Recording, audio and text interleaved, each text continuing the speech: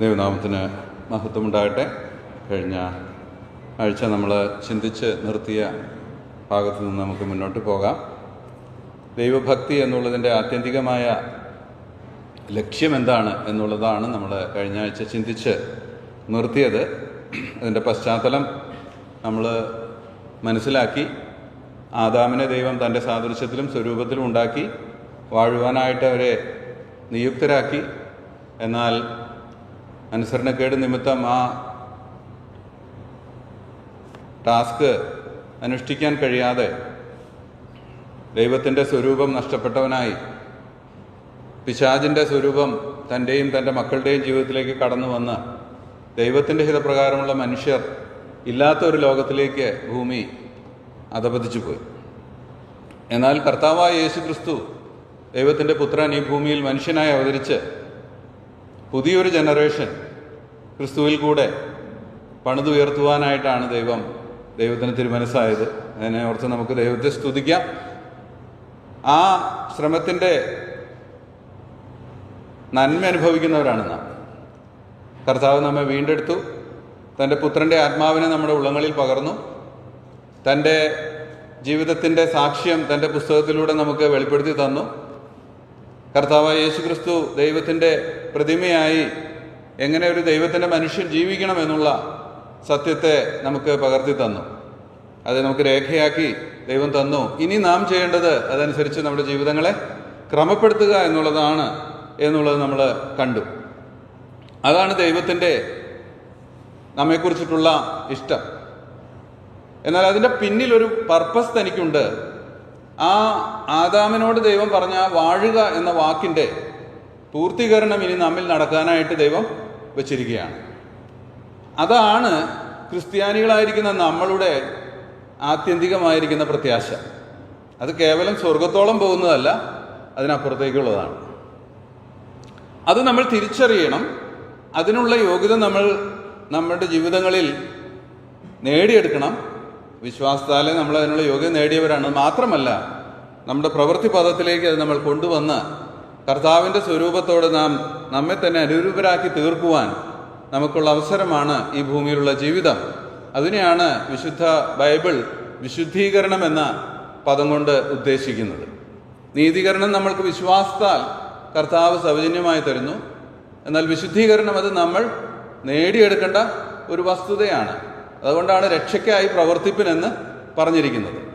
എന്നാൽ തേജസ്കരണം അത് തീർച്ചയായിട്ടും കർത്താവ് മടങ്ങി വരുമ്പോൾ നമ്മൾക്ക് സൗജന്യമായി ലഭിക്കുന്നതാണ്. പക്ഷേ ആ തേജസ്സിൻ്റെ ഘനം നമ്മൾ നേടുന്ന വിശുദ്ധീകരണത്തിന് ആസ്പദമാക്കിയിട്ടാണ് ഇരിക്കുന്നത് എന്നുള്ളത് നമ്മൾ ഒരിക്കലും മറക്കരുത്. നമുക്ക് അതുകൊണ്ട് കർത്താവായ യേശു ക്രിസ്തുവിൽ കൂടെ ദൈവം നൽകുന്ന ഈ വലിയ പ്രവൃത്തിയുടെ കൂടുതൽ ആഴങ്ങളിലേക്ക് ഒന്ന് ഇറങ്ങി ചെല്ലാനായിട്ട് ശ്രമിക്കാം. കാരണം ഇത് നമ്മൾ വളരെ വ്യക്തമായിട്ട് അറിഞ്ഞിരിക്കണം. അതായിരിക്കണം നമ്മുടെ ഡ്രൈവിംഗ് ഫോഴ്സ്. നമ്മളെ വാസ്തവത്തിൽ ക്രിസ്തുവിന് വേണ്ടി നിലനിൽക്കുന്നതിന് പ്രേരിപ്പിക്കുന്ന ഘടകം എന്ന് പറയുന്നത് നമ്മളുടെ പ്രത്യാശയാണ്. അതുകൊണ്ടാണ് ദൈവവചനത്തിൽ പറയുന്നത്, പ്രത്യാശയാലല്ലോ നാം രക്ഷിക്കപ്പെട്ടിരിക്കുന്നത്. പ്രത്യാശയാണ് നമ്മുടെ ഡ്രൈവിംഗ് ഫോഴ്സ്. വിശ്വാസത്താലാണ് നാം രക്ഷിക്കപ്പെട്ടിരിക്കുന്നത്. പക്ഷേ ആ വിശ്വാസത്തിന് ആനുപാതികമായിരിക്കുന്ന ഒരു പ്രത്യാശ നമ്മെ ഡ്രൈവ് ചെയ്യേണ്ട ആവശ്യം നമ്മൾക്കുണ്ട്. അപ്പോൾ ആ അളവിൽ നമുക്കതിനെ കുറച്ചുകൂടി ഡീറ്റെയിൽ ആയിട്ട് പഠിക്കാം. കർത്താവായ യേശു ക്രിസ്തുവാണ് രാജാധിരാജാവും കർത്താവുമായിട്ട് പിതാവിനാലെ തിരഞ്ഞെടുക്കപ്പെട്ട് നിയുക്തനാക്കിയിരിക്കുന്നവൻ. റെവലേഷൻസ് 19:16, വെളിപ്പാട് ഗ്രന്ഥം 19:16 നമുക്ക് അതിനോടുള്ള ബന്ധത്തിൽ വായിക്കാം. കർത്താവായ യേശു ക്രിസ്തുവിന്റെ ഉടുപ്പിന്മേലും തുടമേലും എഴുതിയിരിക്കുന്ന ഒരു നാമമാണ് രാജാധിരാജാവും കർത്താവും. അതായത് ആ പദത്തിൽ തന്നെ വളരെ രഹസ്യങ്ങൾ അടങ്ങിയിട്ടുണ്ട്, അല്ലെങ്കിൽ അതിനകത്ത് ചില അർത്ഥങ്ങൾ അടങ്ങിയിട്ടുണ്ട്. താൻ രാജാധിരാജാവാണെങ്കിൽ തൻ്റെ കീഴിൽ കുറെ രാജാക്കന്മാർ ഉണ്ടാകണം. ദൈവമാണ് താനെങ്കിൽ തൻ്റെ കീഴിൽ കുറെ ദേവന്മാരും ഉണ്ടായിരിക്കണം. സത്യമല്ലേ? അങ്ങനെയാണെങ്കിലാണ് താൻ രാജാധിരാജാവും കർത്താവും ആയിത്തീരുന്നത്. അപ്പോൾ കർത്തൃത്വത്തിന് വേണ്ടി, രാജാക്കന്മാരായി വാഴാൻ വേണ്ടി ദൈവം നമ്മെ വീണ്ടെടുത്തിരിക്കുകയാണ്. ഞാനത് പറയുമ്പോൾ നമ്മൾ ദേവന്മാർ, ദൈവത്തിൻ്റെ അരുളപ്പാട് കിട്ടിയിട്ടുള്ളവരെ ദേവന്മാരെന്ന് വിളിച്ചിട്ടുണ്ട് ബൈബിൾ. നമ്മൾ ഇനിയുള്ള ലോകത്തെ ഭരിക്കുവാനായി ദൈവത്താൽ തിരഞ്ഞെടുക്കപ്പെട്ട് വെച്ചിരിക്കുന്നവരാ. നമ്മൾ ആരാണെന്ന് നമ്മൾ അറിഞ്ഞിരിക്കണം. അപ്പോൾ മാത്രമാണ് അതിന് തക്ക ഒരു ജീവിതം കാഴ്ചവെക്കാൻ നമുക്ക് സാധിക്കുകയുള്ളൂ. We will not compromise on cheap things if we know what we are or who we are. അതാണ് അതിൻ്റെ സത്യം. നമ്മൾ ആരാണെന്ന് ശരിയായ ബോധ്യം നമുക്കുണ്ടെങ്കിൽ വില കുറഞ്ഞ കാര്യങ്ങൾക്ക് വേണ്ടി ഒരു നീക്കുപോക്കിന് ഞാൻ ഒരിക്കലും തയ്യാറാവുകയില്ല. അതെനിക്ക് ചേരുകയില്ല. അതുകൊണ്ടാണ് ഈ കാര്യം നമ്മൾ ശരിക്കും അറിഞ്ഞിരിക്കണമെന്ന് ദൈവത്തിൻ്റെ ആത്മാവ് ആഗ്രഹിക്കുന്നത്. കൊലോസ്യർ 1:16 നമുക്ക് വായിക്കാം. കൊലോസ്യർ 1:16. അതെ, സ്വർഗത്തിലുള്ളതും ഭൂമിയിലുള്ളതും ദൃശ്യമായതും അദൃശ്യമായതും, സിംഹാസനങ്ങളാകട്ടെ, കർത്തൃത്വങ്ങളാകട്ടെ, വാഴ്ചകളാകട്ടെ, അധികാരങ്ങളാകട്ടെ, സകലവും അവൻ മുഖാന്തരം സൃഷ്ടിക്കപ്പെട്ടു. ഈ അവൻ എന്ന് പറഞ്ഞിരിക്കുന്ന ആരാണ്? നമ്മുടെ കർത്താവായ യേശു ക്രിസ്തുവാണ്. അവൻ മുഖാന്തരം സൃഷ്ടിക്കപ്പെട്ടു എന്ന് മാത്രമല്ല, അവനായിട്ടാണ് സകലവും സൃഷ്ടിക്കപ്പെട്ടിരിക്കുന്നത്. എന്ന് പറഞ്ഞാൽ ഈ പ്രപഞ്ചത്തിൽ വചനമായിരിക്കുന്ന പുത്രനെ കൊണ്ട് പിതാവായിരിക്കുന്ന ദൈവം സൃഷ്ടിച്ചിരിക്കുന്ന സകലത്തെയും ഭരിക്കുവാനുള്ളവൻ, അതിൻ്റെ മേലെ ആധിപത്യമുള്ളവൻ നമ്മുടെ കർത്താവായ യേശു ക്രിസ്തുവാണ്. പക്ഷേ ആ അധികാരം അവൻ നേടിയെടുക്കണമായിരുന്നു. അതായിരുന്നു ദൈവത്തിൻ്റെ കാര്യപരിപാടി. അതെങ്ങനെ താൻ നേടിയെടുക്കണം? കഷ്ടം സഹിച്ചിട്ട് മഹത്വത്തിലേക്ക് കടക്കണം. കഷ്ടം സഹിച്ചിട്ട് മഹത്വത്തിലേക്ക് കടക്കണം. അതായിരുന്നു ദൈവം വെച്ചിരുന്ന ഡിമാൻഡ്, പിതാവ് വെച്ചിരുന്ന ഡിമാൻഡ്. അത് കർത്താവ് പൂർണ്ണമായിട്ട് നിവൃത്തിയാക്കി. അങ്ങനെ അവൻ ഇന്ന് മഹത്വധാരിയാണ്.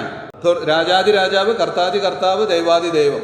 ഈ എല്ലാ ടെർമിനോളജീസും നമ്മുടെ കർത്താവിന് അപ്ലിക്കബിളായി തീരുന്നതിൻ്റെ കാര്യം അവൻ കഷ്ടത്തിൽ കൂടെ മഹത്വത്തിലേക്ക് കടന്നു എന്നുള്ളതാണ്. അതിനുള്ള ബന്ധത്തിൽ മറ്റു ചില വാക്യങ്ങളും കൂടെ നമുക്ക് വായിക്കേണ്ടി വരും. അത് ഞാൻ വായിക്കാം. അപ്പോൾ കർത്താവായ യേശു ക്രിസ്തുവാണ് അധികാരി എന്ന് നമുക്ക് മനസ്സിലാക്കുവാൻ സാധിക്കും. സകലവും അവൻ മുഖാന്തരവും അവനായിട്ടും എന്ന് പറഞ്ഞാൽ ഇനി വരുവാനുള്ള വേൾഡ് ഓർഡർ, വരുവാനുള്ള ലോകത്തിൻ്റെ വ്യവസ്ഥ എന്ന് പറയുന്നത് ഭരിക്കപ്പെടുന്നത് നമ്മുടെ കർത്താവായ യേശു ക്രിസ്തുവിനാലാണ് എന്ന് നമ്മൾ മനസ്സിലാക്കുന്നു. മറ്റൊരു വാക്യം നമുക്ക് വായിക്കാം. വെളിപ്പാട് 11:15. വെളിപ്പാട് പുസ്തകത്തിൽ നമ്മൾ പ്രോഗ്രസ് ചെയ്യുമ്പോൾ നമുക്ക് കാണുവാനായിട്ട് സാധിക്കുന്നത് നമ്മുടെ കർത്താവായ യേശു ക്രിസ്തുവിനെ കുറിച്ച് അവിടെ എഴുതിയിരിക്കുന്ന കാര്യമാണ്. 7ാമത്തെ ദൂതൻ ഊതിയപ്പോൾ ലോകരാജത്വം നമ്മുടെ കർത്താവിനും അവൻ്റെ ക്രിസ്തുവിനും ആയി തീർന്നിരിക്കുന്നു. അവൻ എന്നേക്കും വാഴും എന്ന സ്വർഗത്തിൽ ഒരു മഹാഘോഷം ഉണ്ടായി. ഭാവിയിൽ നടക്കാനായിട്ടിരിക്കുന്ന ഒരു ഈവൻ്റാണത്. തക്ക സമയത്ത് ദൈവം ഈ ഭൂമിയെ ന്യായം വിധിച്ച് 7ാമത്തെ ദൂതൻ ഊതുമ്പോൾ അവിടെ നടക്കാൻ പോകുന്ന ഒരു കാര്യമാണ് രാജത്വം, ലോകരാജത്വം നമ്മുടെ കർത്താവിൻ്റെ കരങ്ങളിലേക്ക് ചെന്ന് എത്തുകയും അവൻ വാഴുവാനായിട്ട് ആരംഭിക്കുകയും ചെയ്യുമെന്നുള്ളത്. റെവലേഷൻ 12:10 നമുക്കൊന്ന് വായിക്കാം. അപ്പോൾ ഞാൻ സ്വർഗത്തിൽ ഒരു മഹാശബ്ദം പറഞ്ഞു കേട്ടത്, ഇപ്പോൾ നമ്മുടെ ദൈവത്തിൻ്റെ രക്ഷയും ശക്തിയും രാജ്യവും അവൻ്റെ ക്രിസ്തുവിൻ്റെ ആധിപത്യവും തുടങ്ങിയിരിക്കുന്നു. അപ്പോൾ കർത്താതി കർത്താവ്, രാജാതി രാജാവും എന്നവൻ്റെ തുടമേൽ പേരെഴുതിയിട്ടുണ്ട്. മാത്രമല്ല അവൻ സകലത്തിൻ്റെയും മീതെ വാഴുവാനുള്ളവനാണ്. അവൻ മുഖാന്തരവും സകലവും സൃഷ്ടിക്കപ്പെട്ടിരിക്കുന്നു. ഒന്നും അവനെ കൂടാതെ ഉണ്ടായതല്ല. അവൻ മുഖാന്തരവും അവന് വേണ്ടിയുമാണ്. ആ ലോകരാജ്യത്വം നമ്മുടെ കർത്താവിന് നൽകപ്പെടുവാനിരിക്കുകയാണ് എന്ന് വെളിപ്പാട് ഗ്രന്ഥത്തിൽ നമ്മൾ വായിക്കുന്നു. മാത്രമല്ല അവൻ്റെ ആധിപത്യം തുടങ്ങിയിരിക്കുന്നു എന്നവിടെ നമുക്ക് എഴുതി തരികയാണ്. എന്ന് വെച്ചാൽ കർത്താവ് ഈ ആധിപത്യത്തിലേക്ക് കടക്കുകയാണ്. ഈ ആധിപത്യത്തിൻ്റെ കീഴിൽ, രാജാതി രാജാവിൻ്റെ കീഴിൽ, കർത്താതി കർത്താവിൻ്റെ കീഴിൽ അവൻ്റെ രാജാക്കന്മാരായി, അവൻ്റെ പുരോഹിതന്മാരായി അവനെ സേവിക്കുവാനുള്ളവരാണ് നാം ഓരോരുത്തരും. അത് നമ്മൾ ഒരിക്കലും മറക്കരുത്. നമ്മൾ കേവലം സ്വർഗത്തിലേക്ക് പോകുവാൻ വേണ്ടി മാത്രം വെച്ചിരിക്കുന്നവരല്ല, മറിച്ച് വലിയ ഒരു ഉത്തരവാദിത്വം നമ്മുടെ തലമേൽ വരുവാൻ പോവുകയാണ്. അതിനുള്ള പ്രിപ്പറേഷനാണ് ഇവിടെ വെച്ച് ദൈവം ചെയ്യുന്നത്. എബ്രായർ ലേഖനം 2:5 നമുക്കൊന്ന് വായിക്കാം. അതിനോടുള്ള ബന്ധത്തിൽ എബ്രായർ 2:5. നാം പ്രസ്താവിക്കുന്ന ഭാവി ലോകത്തെ അവൻ ദൂതന്മാർക്കല്ലല്ലോ കീഴ്പ്പെടുത്തിയത്. ശ്രദ്ധിക്കുക, ഇന്നത്തെ ലോകം ദൂതന്മാർക്ക് കീഴ്പ്പെട്ടാണ് ഇരിക്കുന്നത്. അതിന് കാരണം മറ്റൊന്നുമല്ല, ആദാമിനെ ദൈവം ഭരിക്കുവാനായിട്ട് ഏൽപ്പിച്ചു, പക്ഷെ അതവൻ നഷ്ടപ്പെടുത്തി. അതിനുശേഷമുണ്ടായിരുന്ന ഒരു ടെമ്പററി അറേഞ്ച്മെന്റ് എന്ന് വേണമെങ്കിൽ നമുക്കതിനെ വിളിക്കാം. പിന്നീടുള്ള എല്ലാ കാര്യങ്ങളും നടന്നത് ദൂതന്മാരുടെ കൈകളിൽ ആയിരുന്നു. നമ്മൾ മോശ ന്യായപ്രമാണം പ്രാപിച്ചതിനെ കുറിച്ച് ഗലാത്യ ലേഖനത്തിൽ വായിക്കുമ്പോൾ ദൂതന്മാർ മുഖാന്തരം മധ്യസ്ഥന്റെ കയ്യിൽ ഏൽപ്പിച്ചതാണ്. എല്ലാ കാര്യങ്ങളും പഴയ നിയമത്തിൽ നടന്നിരുന്നത് ദൂതന്മാർ മുഖാന്തരമായിരുന്നു. അബ്രഹാമിന് 3 ദൂതന്മാർ പ്രത്യക്ഷരായി, ലോത്തിന് 2 ദൂതന്മാർ പ്രത്യക്ഷരായി, യബ്ബോക്ക് കടവിൽ യാക്കോബിനെ ദൂതന്മാർ പിടിച്ചു. പഴയ നിയമത്തിലുടനീളം ദൂതന്മാരാണ് ഭരണം കാഴ്ചവെക്കുന്നത്. ദാനിയേലിന്റെ പുസ്തകത്തിൽ നെബൂഖദ്നേസറിനെ ന്യായം വിധിക്കുന്നത് ദൂതന്മാരാണ്. ദൂതന്മാരുടെ കൈകളിലേക്ക് ആ ലോകം എത്തപ്പെട്ടു. അതിന് കാരണം വാഴുവാനുണ്ടാക്കിയ മനുഷ്യൻ അവിടെ വീണുപോയി. എന്നാൽ ഇവിടെ ദൈവാത്മാവ് പറയുകയാണ്, വരുവാനുള്ള ഭാവി ലോകത്തെ അവൻ ദൂതന്മാർക്കല്ലല്ലോ കീഴ്പ്പെടുത്തിയത്. സ്തോത്രം. അത് കീഴ്പ്പെടുത്തിയത് മനുഷ്യരുടെ കൈകളിലേക്കാണ്. അത് ദൂതന്മാരിൽ നിന്ന് മനുഷ്യരുടെ കൈകളിലേക്ക് ദൈവം നൽകുകയാണ്. ആരുടെ കീഴിൽ? കർത്താവായ യേശു ക്രിസ്തുവിന്റെ കീഴിൽ. അവൻ രാജാധിരാജാവും കർത്താവുമായിട്ട് വാഴുമ്പോൾ അവന്റെ കൈ കീഴിൽ അവന്റെ മക്കൾ അവനോട് ചേർന്ന് ഭാവി ലോകത്തെ വാഴാൻ പോവുകയാണ്. ആ രീതിയിലാണ് ദൈവം നമ്മെ പ്ലേസ് ചെയ്തിരിക്കുന്നത്. മനസ്സിലായല്ലോ? അത് വളരെ ഗൗരവമായിട്ട് നാം എടുക്കേണ്ട ഒരു കാര്യമാണ്. We are preparing ourselves. നമ്മൾ ഇവിടെ പ്രിപ്പയർ ചെയ്തുകൊണ്ടിരിക്കുകയാണ് വരുവാനുള്ള വലിയ ടാസ്കിന് വേണ്ടിയിട്ട്. നമ്മളിവിടെ സമയം മെനക്കെടുത്താനായിട്ടുള്ളവരല്ല. വരുവാനുള്ള ലോകത്തിന് വേണ്ടി നമ്മെ തന്നെ തയ്യാറെടുപ്പിക്കുന്ന ഒരു ആറ്റിറ്റ്യൂഡാണ് നമുക്ക് ഉണ്ടായിരിക്കേണ്ടത്. അവനിൽ ഈ പ്രത്യാശയുള്ളവനല്ല, അവൻ നിർമ്മലനായിരിക്കുന്ന പോലെ തന്നെ നിർമ്മലീകരിക്കുന്നു. ഇതാണ് നമ്മുടെ പ്രത്യാശ. നമ്മൾ മറ്റൊരു ഭാഗത്ത് ഇങ്ങനെ വായിക്കുന്നുണ്ട്, ബാക്കി ഞാൻ എടുത്ത് വായിക്കുന്നില്ല. നാം ദൂതന്മാരെ വിധിക്കുമെന്ന് നിങ്ങൾ അറിയുന്നില്ലയോ? അവിടെ വിധിക്കുക എന്ന് പറഞ്ഞവരെ കുറ്റം ചുമത്തുക എന്നുള്ള ആശയമല്ല. പിന്നെയോ അവരുടെ ഡേ ടു ഡേ അഫയേഴ്സ് നിയന്ത്രിക്കുന്നത് ഈ മനുഷ്യരായിരിക്കും. രാജാവിന്റെ കീഴിൽ, കർത്താവിന്റെ കീഴിൽ രാജാക്കന്മാരും പുരോഹിതന്മാരുമായി ലോകത്തെ ഭരിക്കുന്നത് നമ്മളായിരിക്കും. അങ്ങനെയാണെങ്കിൽ അതൊരു വലിയ സംഭവമായിരിക്കും, അല്ലേ? അതൊരു വലിയ സംഭവമായിരിക്കും. കാരണം ദൈവത്തിന്റെ പദ്ധതികളൊന്നും നമ്മൾ വിചാരിക്കരുത് സഭ എന്നുള്ളതോടുകൂടെ എല്ലാം തീരുമെന്ന്. ഇല്ല. അങ്ങനെ തീരുന്ന കാര്യമൊന്നുമല്ല. കാരണം ദൈവം നിത്യനാണ്. നിത്യനായ ദൈവം നിത്യമായാണ് ഭരിക്കുന്നത്, അല്ലേ? അവന്റെ രാജത്വത്തിനും അതിന്റെ ആധിപത്യത്തിനും അവസാനമില്ല. അങ്ങനെയാണ് എഴുതിയിരിക്കുന്നത്. നമുക്കൊരു ശിശു ജനിച്ചിരിക്കുന്നു, നമുക്കൊരു മകൻ നൽകപ്പെട്ടിരിക്കുന്നു എന്നുള്ള യശയാവിന്റെ പ്രവചന പുസ്തകത്തിലുള്ള വാക്യത്തിൽ അവിടെ എഴുതിയിരിക്കുന്നത് അങ്ങനെയാണ്. അവന്റെ ആധിപത്യത്തിന്റെ ആധിപത്യത്തിനും അവന്റെ രാജ്യത്വത്തിനും അവസാനമുണ്ടാകുകയില്ല. അത് വർദ്ധിച്ചു വരുമെന്നാണ് വിശുദ്ധ ബൈബിൾ നൽകുന്ന തെളിവ്. അങ്ങനെയെങ്കിൽ ദൈവത്തിന്റെ വരുവാനുള്ള ലോകം എത്ര വലിയതായിരിക്കുമെന്ന് നമുക്ക് ഊഹിക്കാവുന്നതേ ഉള്ളൂ. ഞാൻ ഈ കഴിഞ്ഞ ദിവസങ്ങളിൽ വെളിപ്പാട് ഗ്രന്ഥം എടുത്ത് വായിച്ച് പഠിച്ചപ്പോൾ ദൂതന്മാരുടെ ആരാധനയെക്കുറിച്ച് വായിക്കുന്ന ഒരു ഭാഗമുണ്ടല്ലോ, ദൈവത്തെ അവർ ആരാധിക്കുന്ന രംഗം. അപ്പം അവരുടെ സംഖ്യയെക്കുറിച്ച് എഴുതിയിരിക്കുന്ന പദം വളരെ ശ്രദ്ധേയമായി തോന്നി എനിക്ക്. 1000 1000 10,000 ഞാനപ്പോൾ അത് ഒന്ന് എണ്ണം ഇട്ട് നിന്ന് ഒന്ന് കണക്ക് കൂട്ടി. അപ്പോൾ 1 സില്യനാണ് അതിൻ്റെ നമ്പർ. അപ്പോൾ നമ്മൾ പാട്ടിലൊക്കെ പാടാറുണ്ടത് 1 കോടിയാണ്. മനസ്സിലായല്ലോ? കോടി. ഇപ്പൊ കോടാക്കോടി എന്നൊക്കെ നമ്മൾ പാടാറുണ്ട്. ഇതൊക്കെ നമ്മളിങ്ങനെ പാടുന്നുണ്ട്. എന്താണ് ഈ കോടാക്കോടി എന്നൊന്നും നമുക്ക് വലിയ ബോധ്യമൊന്നും ശരിക്കും പറഞ്ഞാൽ ഇല്ല. ഇപ്പോഴുള്ള ലോകത്തിലെ പോപ്പുലേഷൻ എത്ര ഉണ്ടെന്നറിയാമോ? എല്ലാ മനുഷ്യരെയും തട്ടിക്കൂട്ടി നിർത്തിയാൽ 700-നും 800-നും ഇടയിൽ കോടി, അത്രയാണ്. 700 അല്ലെങ്കിൽ അതിന്റെ 800-ന് ഇടയിലുള്ള അത്രയും കോടി ജനസംഖ്യയുള്ളൂ. 700. ഇനി ഒരു 10 ഇരട്ടിയും കൂടെ കൂട്ടിയാ 7000. ഒരു 10 കൂടെ കൂട്ടിയാ 100 ഇരട്ടി കൂട്ടിയാ 70,000, 1000 ഇരട്ടി കൂട്ടിയാ 7 ലക്ഷം എന്ന് പറഞ്ഞാൽ ഒരു മനുഷ്യന് ഒരു 10,000 ഏഞ്ചൽസിനെങ്കിലും നിർത്താൻ ഇപ്പോൾ കർത്താവ് റെഡിയാ. നിങ്ങൾ ചിന്തിച്ചിട്ടുണ്ടോ അതിന്? ഒരു മനുഷ്യന്റെ കൂടെ ഒരു 10,000 ദൂതന്മാരെ നിർത്താൻ കർത്താവ് റെഡിയാണ്. അത്രമാത്രം ദൂതന്മാർ സ്വർഗത്തിൽ കർത്താവിൻ്റെ സേവകന്മാരായിട്ടുണ്ട്. ഞാൻ പറയുന്നത് എന്തിനാന്ന് ചോദിച്ചാൽ, മനുഷ്യരെ എല്ലാ കാലത്തുള്ളവരെയൊക്കെ തട്ടിക്കൂട്ടിയാൽ ഇതിൻ്റെ അടുത്തെങ്ങും എത്തില്ല. പറഞ്ഞു മനസ്സിലായല്ലോ? ഇപ്പോഴുള്ള 700 കോടിയിൽ ഒരു ചെറിയ പെർസെൻറ്റേജ് മാത്രമേ വിശ്വാസികൾ എന്ന് പറയാൻ ഉള്ളൂ. ബഹുഭൂരിപക്ഷവും ദൈവത്തെ അറിയാത്തവരാണ്. ഈ 700 കോടി ഇന്ന് കാണുന്ന പോപ്പുലേഷൻ ഇതിനു മുമ്പുണ്ടായിരുന്ന എൻറ്റയർ പോപ്പുലേഷൻ എടുത്തു വെച്ചാൽ അത്ര ഉണ്ടാവില്ല എന്ന് പറഞ്ഞാൽ എല്ലാം കൂടെ കൂടിയ ഒരു 1400, ഇനി ഒരു 1500 കോടി എന്ന് പറഞ്ഞാൽ അതാണ് ഈ ലോകം കണ്ടിട്ടുള്ള എല്ലാ മനുഷ്യരെയും ചേർത്ത് വെച്ചാലുള്ളത്. അതിൽ വിശ്വാസികളുടെ എണ്ണം തുച്ഛമാണ്. ഞാൻ പറഞ്ഞു വരുന്നൊരു ആശയം, ദൈവത്തിൻ്റെ പ്രോഗ്രാം ഇവിടെ ഒന്നും അവസാനിക്കാൻ പോകുന്നില്ല. തൻ്റെ ദൂതന്മാർ മാത്രം 1 കോടിയാണ്.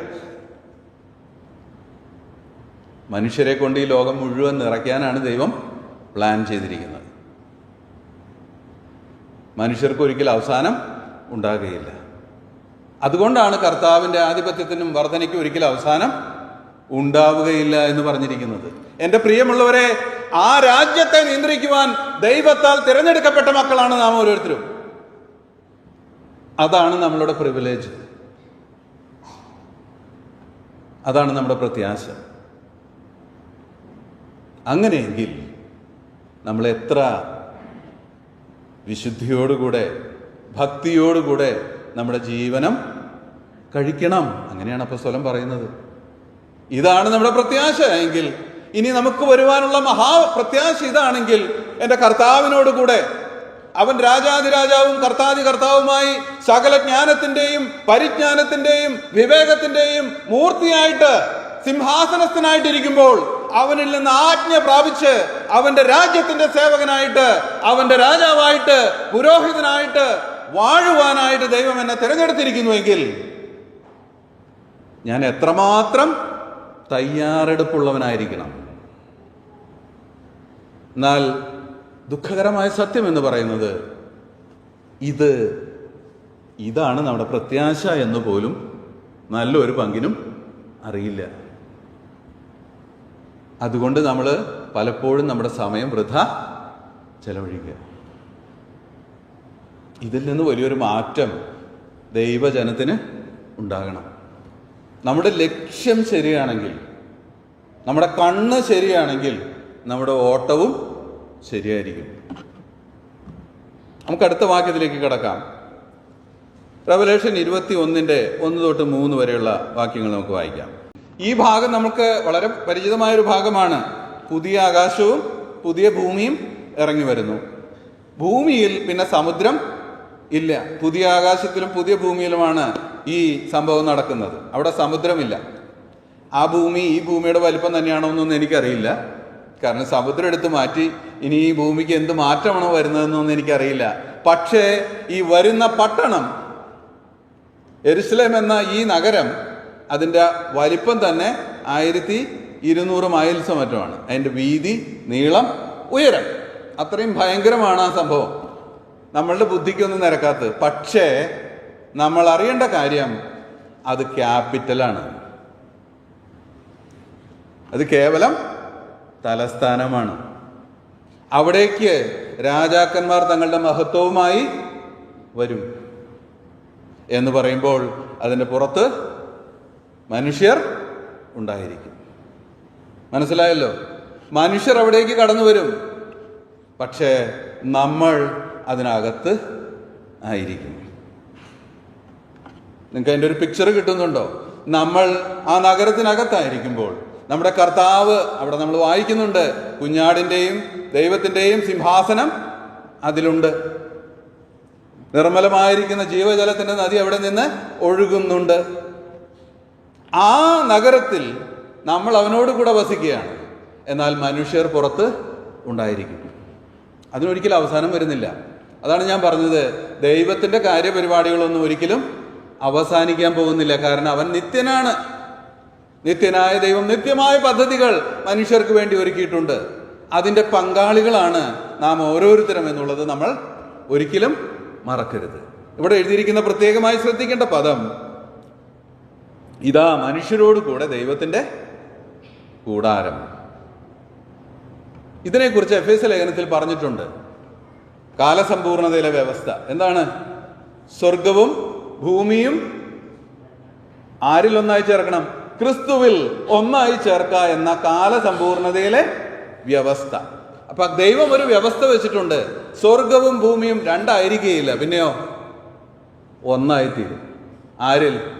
ക്രിസ്തുവിൽ. അതാണ് ഈ സംഭവിക്കുന്നത്. സ്വർഗം തന്നെ ഇറങ്ങി ഭൂമിയിലേക്ക് വരികയാണ്. ഭൂമിയിൽ ദൈവത്തിൻ്റെ കൂടാരം.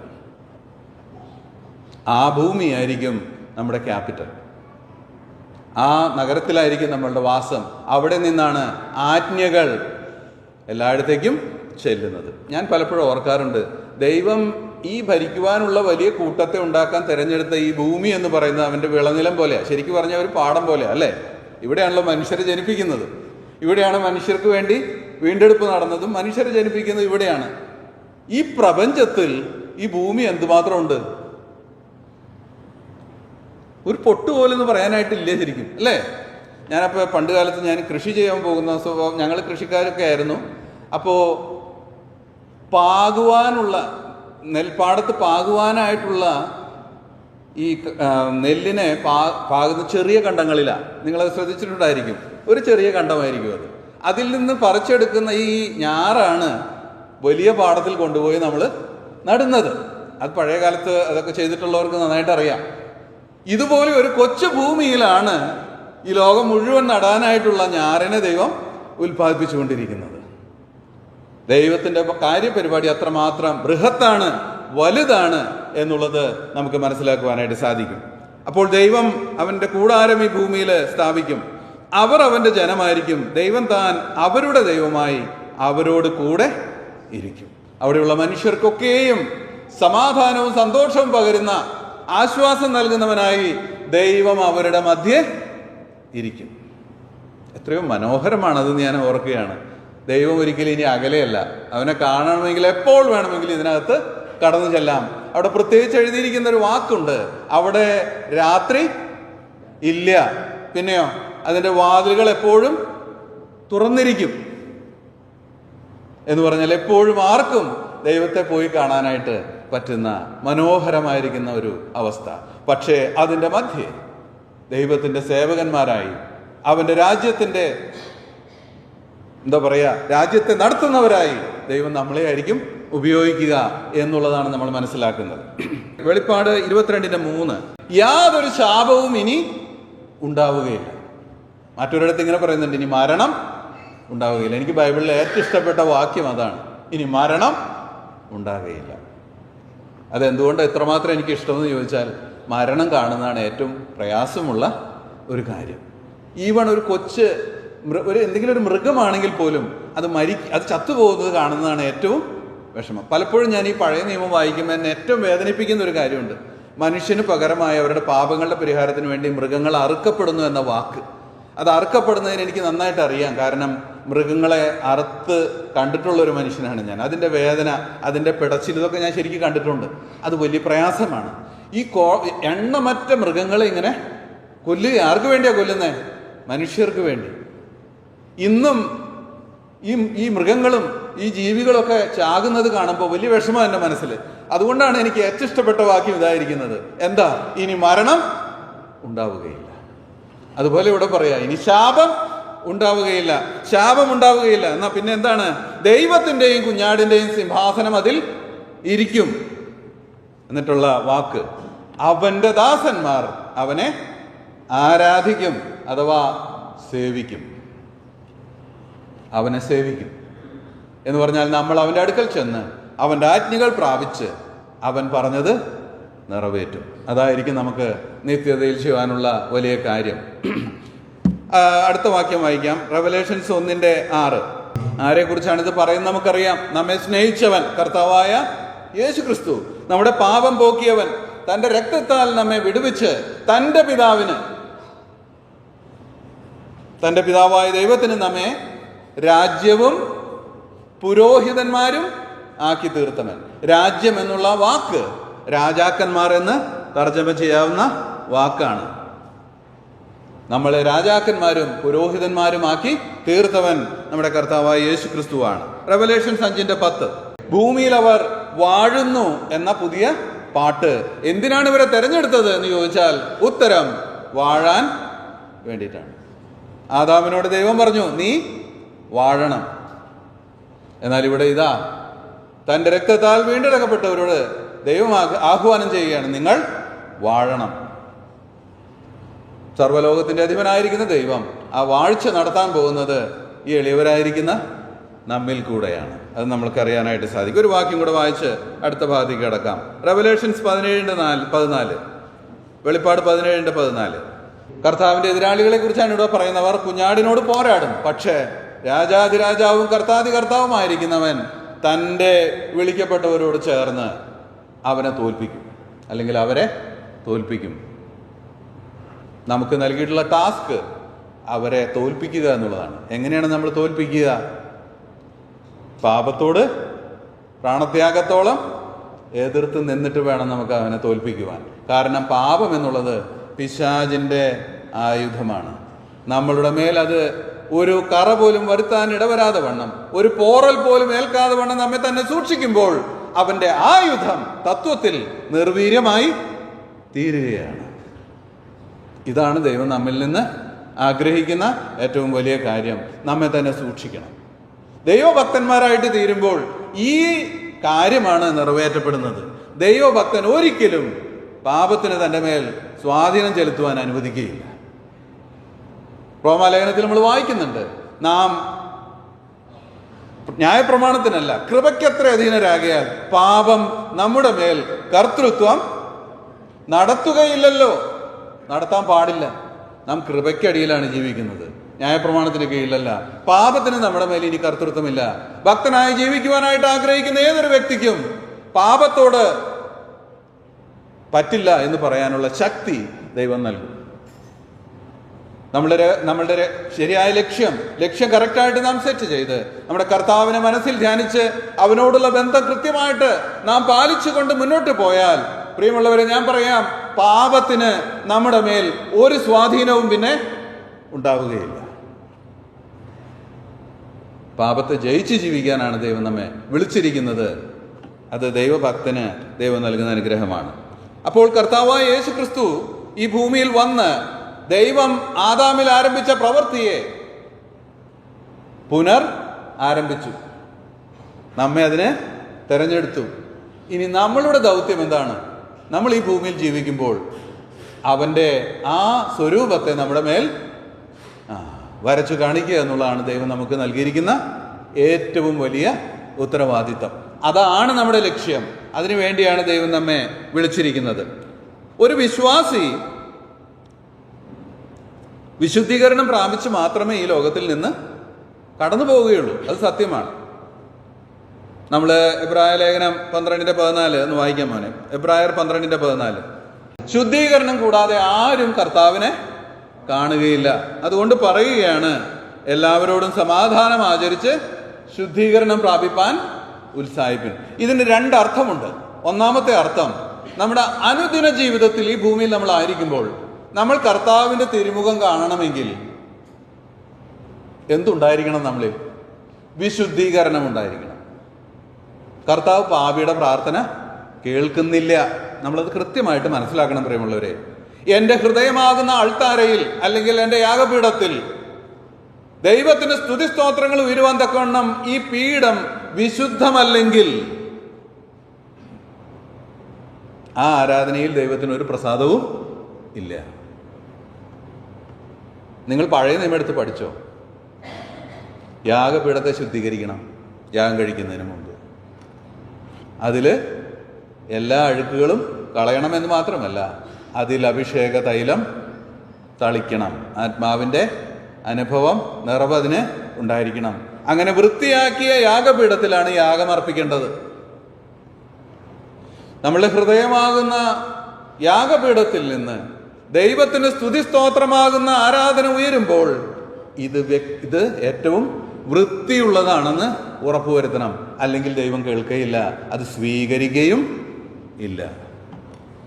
ദുഷ്ടന്റെ യാഗം യഹോവയ്ക്ക് വെറുപ്പ്, ഇങ്ങനെ എഴുതിയിരിക്കുന്നത്, വെറുപ്പ്, അബോമിനേഷനാണ് കർത്താവിനത്. ദൈവത്തിന് ആരാധനയുടെ ഒരു കുറവും ഉള്ളവനല്ല. എല്ലാ മനുഷ്യരും കൂടെ ഒച്ച വെച്ചാലും 714 കോടിയേ മറ്റുള്ളൂ. അവിടെ 1 സില്യൺ എന്ന് പറഞ്ഞ കോടിക്കോടി ദൂതന്മാർ എപ്പോഴും ദൈവത്തെ സ്തുതിച്ചുകൊണ്ടിരിക്കുകയാണ്. ഞാൻ പറഞ്ഞതിൻ്റെ ആശയം മനസ്സിലായില്ല. ദൈവത്തിന് സ്തുതികളുടെ പോരായ്മ എന്നുള്ളവൻ അങ്ങനെയല്ല. നമ്മൾ കൂടുതൽ സ്തുതിച്ചുകൊണ്ട് ദൈവത്തിന്റെ മഹത്വം കൂടാനോ നമ്മൾ സ്തുതിക്കാതിരുന്നത് കൊണ്ട് ദൈവത്തിന്റെ മഹത്വം കുറയുവാനോ പോവുകയില്ല.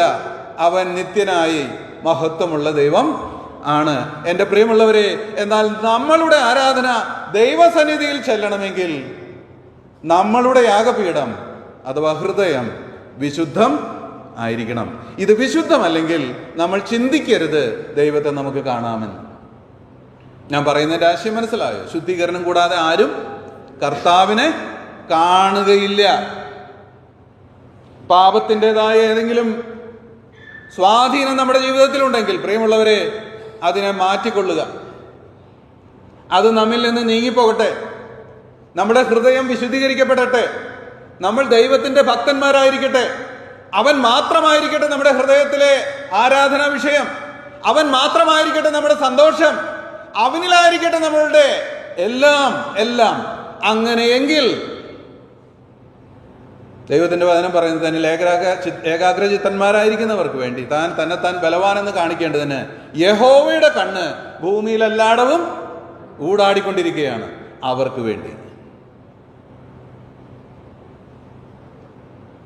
വേണ്ടി തന്നിൽ ഏകാഗ്ര ചിത്തന്മാരായിരിക്കുന്നവർക്ക് വേണ്ടി.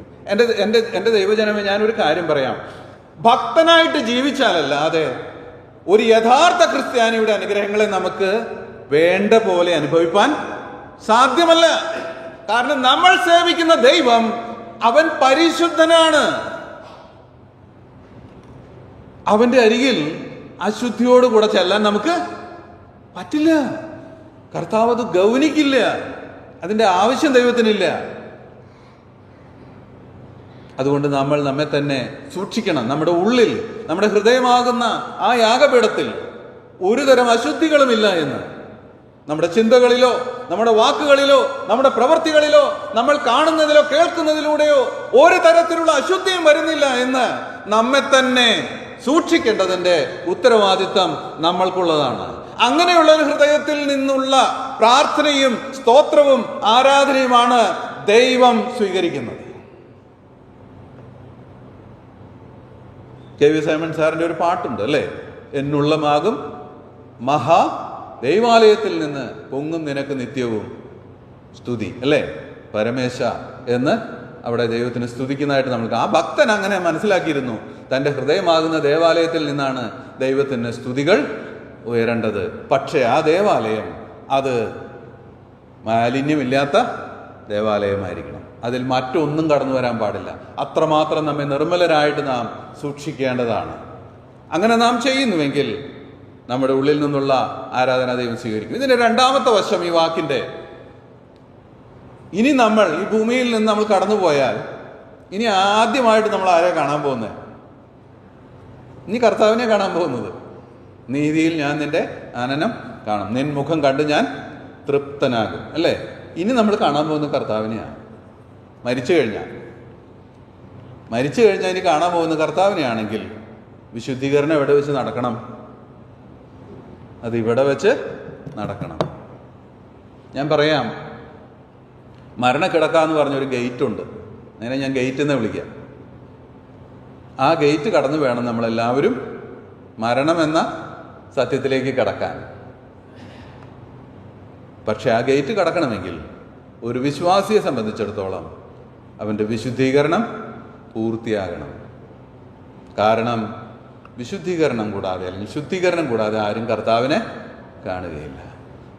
ഞാനത് പറയുന്നത് ഇത്തിരി ഭയപ്പെടേണ്ട ഒരു കാര്യമാണത്.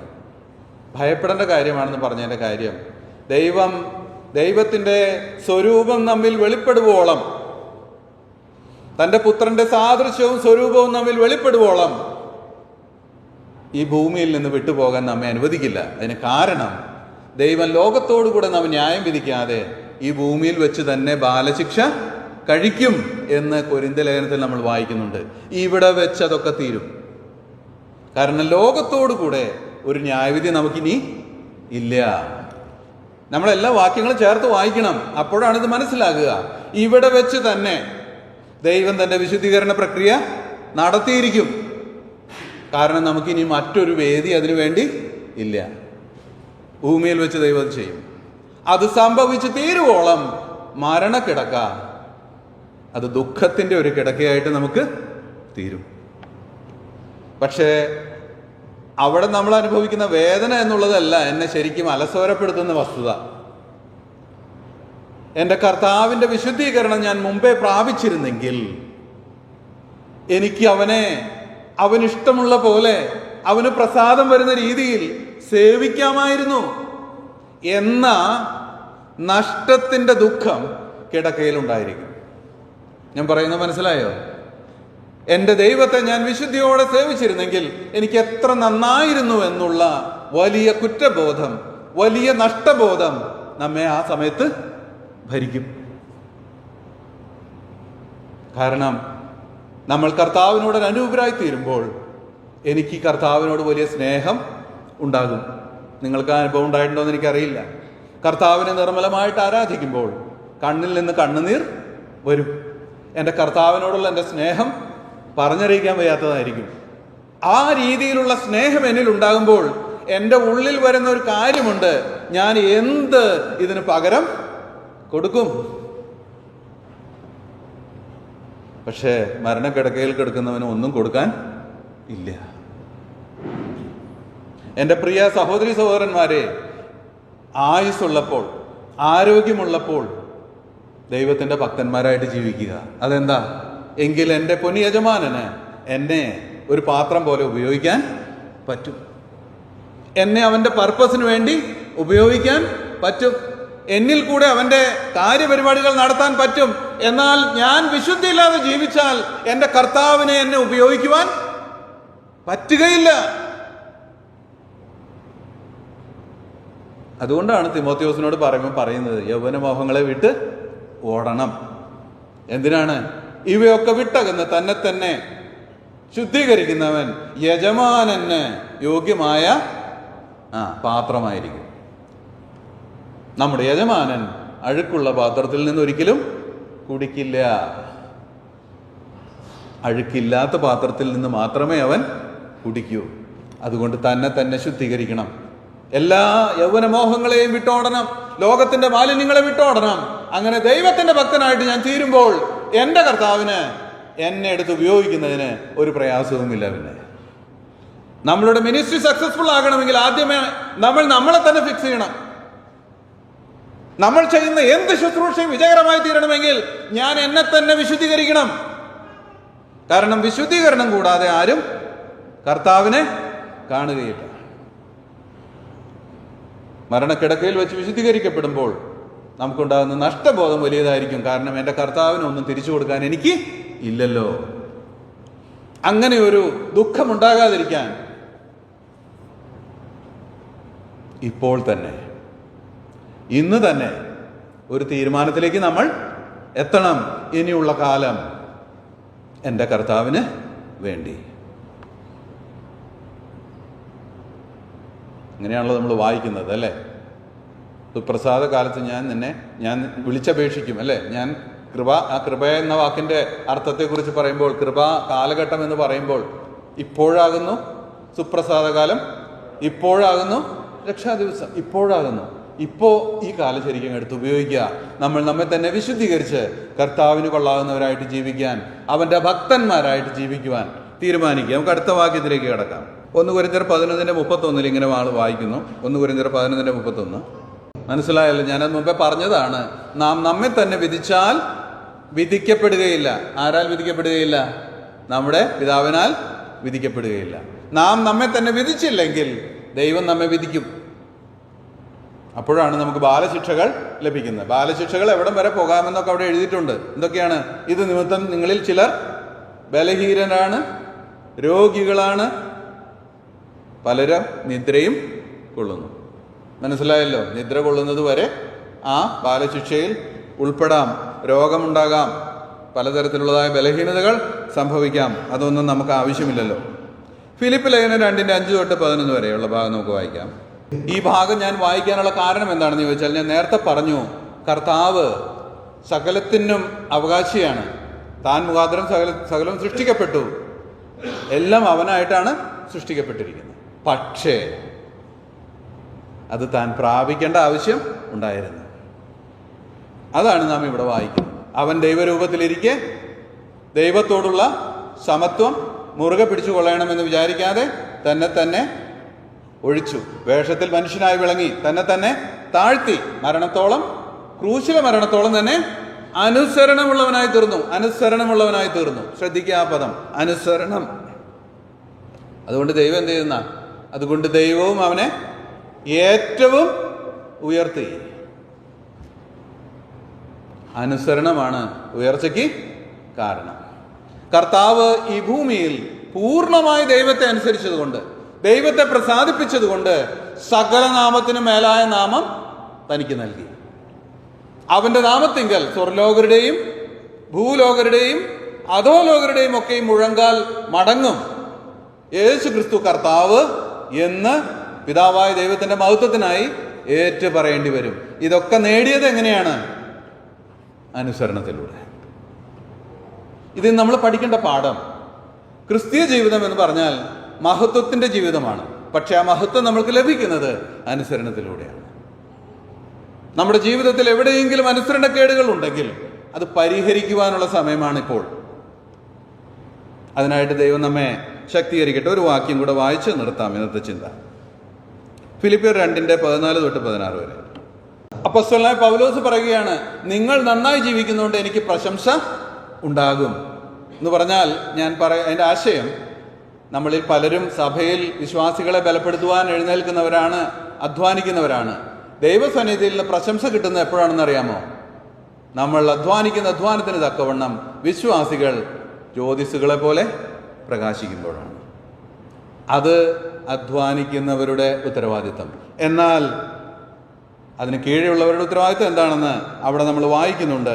വക്രതയും കോട്ടമുള്ള തലമുറയുടെ നടുവിൽ നിങ്ങൾ അനിന്ദ്യരും പരമാർത്ഥികളും ദൈവത്തിന്റെ നിഷ്കളങ്ക മക്കളുമാകേണ്ടതിന് എല്ലാം പിറുപിറുപ്പും വാദവും കൂടാതെ ചെയ്യുവിൻ. അവരുടെ ഇടയിൽ നിങ്ങൾ ജീവന്റെ വചനം പ്രമാണിച്ചുകൊണ്ട് ലോകത്തിൽ ജ്യോതിസുകളെ പോലെ പ്രകാശിക്കുന്നു. ആരാണ് യഥാർത്ഥ സ്റ്റാർ എന്ന് ചോദിച്ചാൽ അതിന്റെ ഉത്തരം ബൈബിൾ പറയുകയാണ്, ജീവന്റെ വചനത്തെ പ്രമാണിച്ചുകൊണ്ട് നടക്കുന്നവനാണ് യഥാർത്ഥ സ്റ്റാർ. ലോകത്തിൽ അനേക സ്റ്റാർസ് ഉണ്ട്.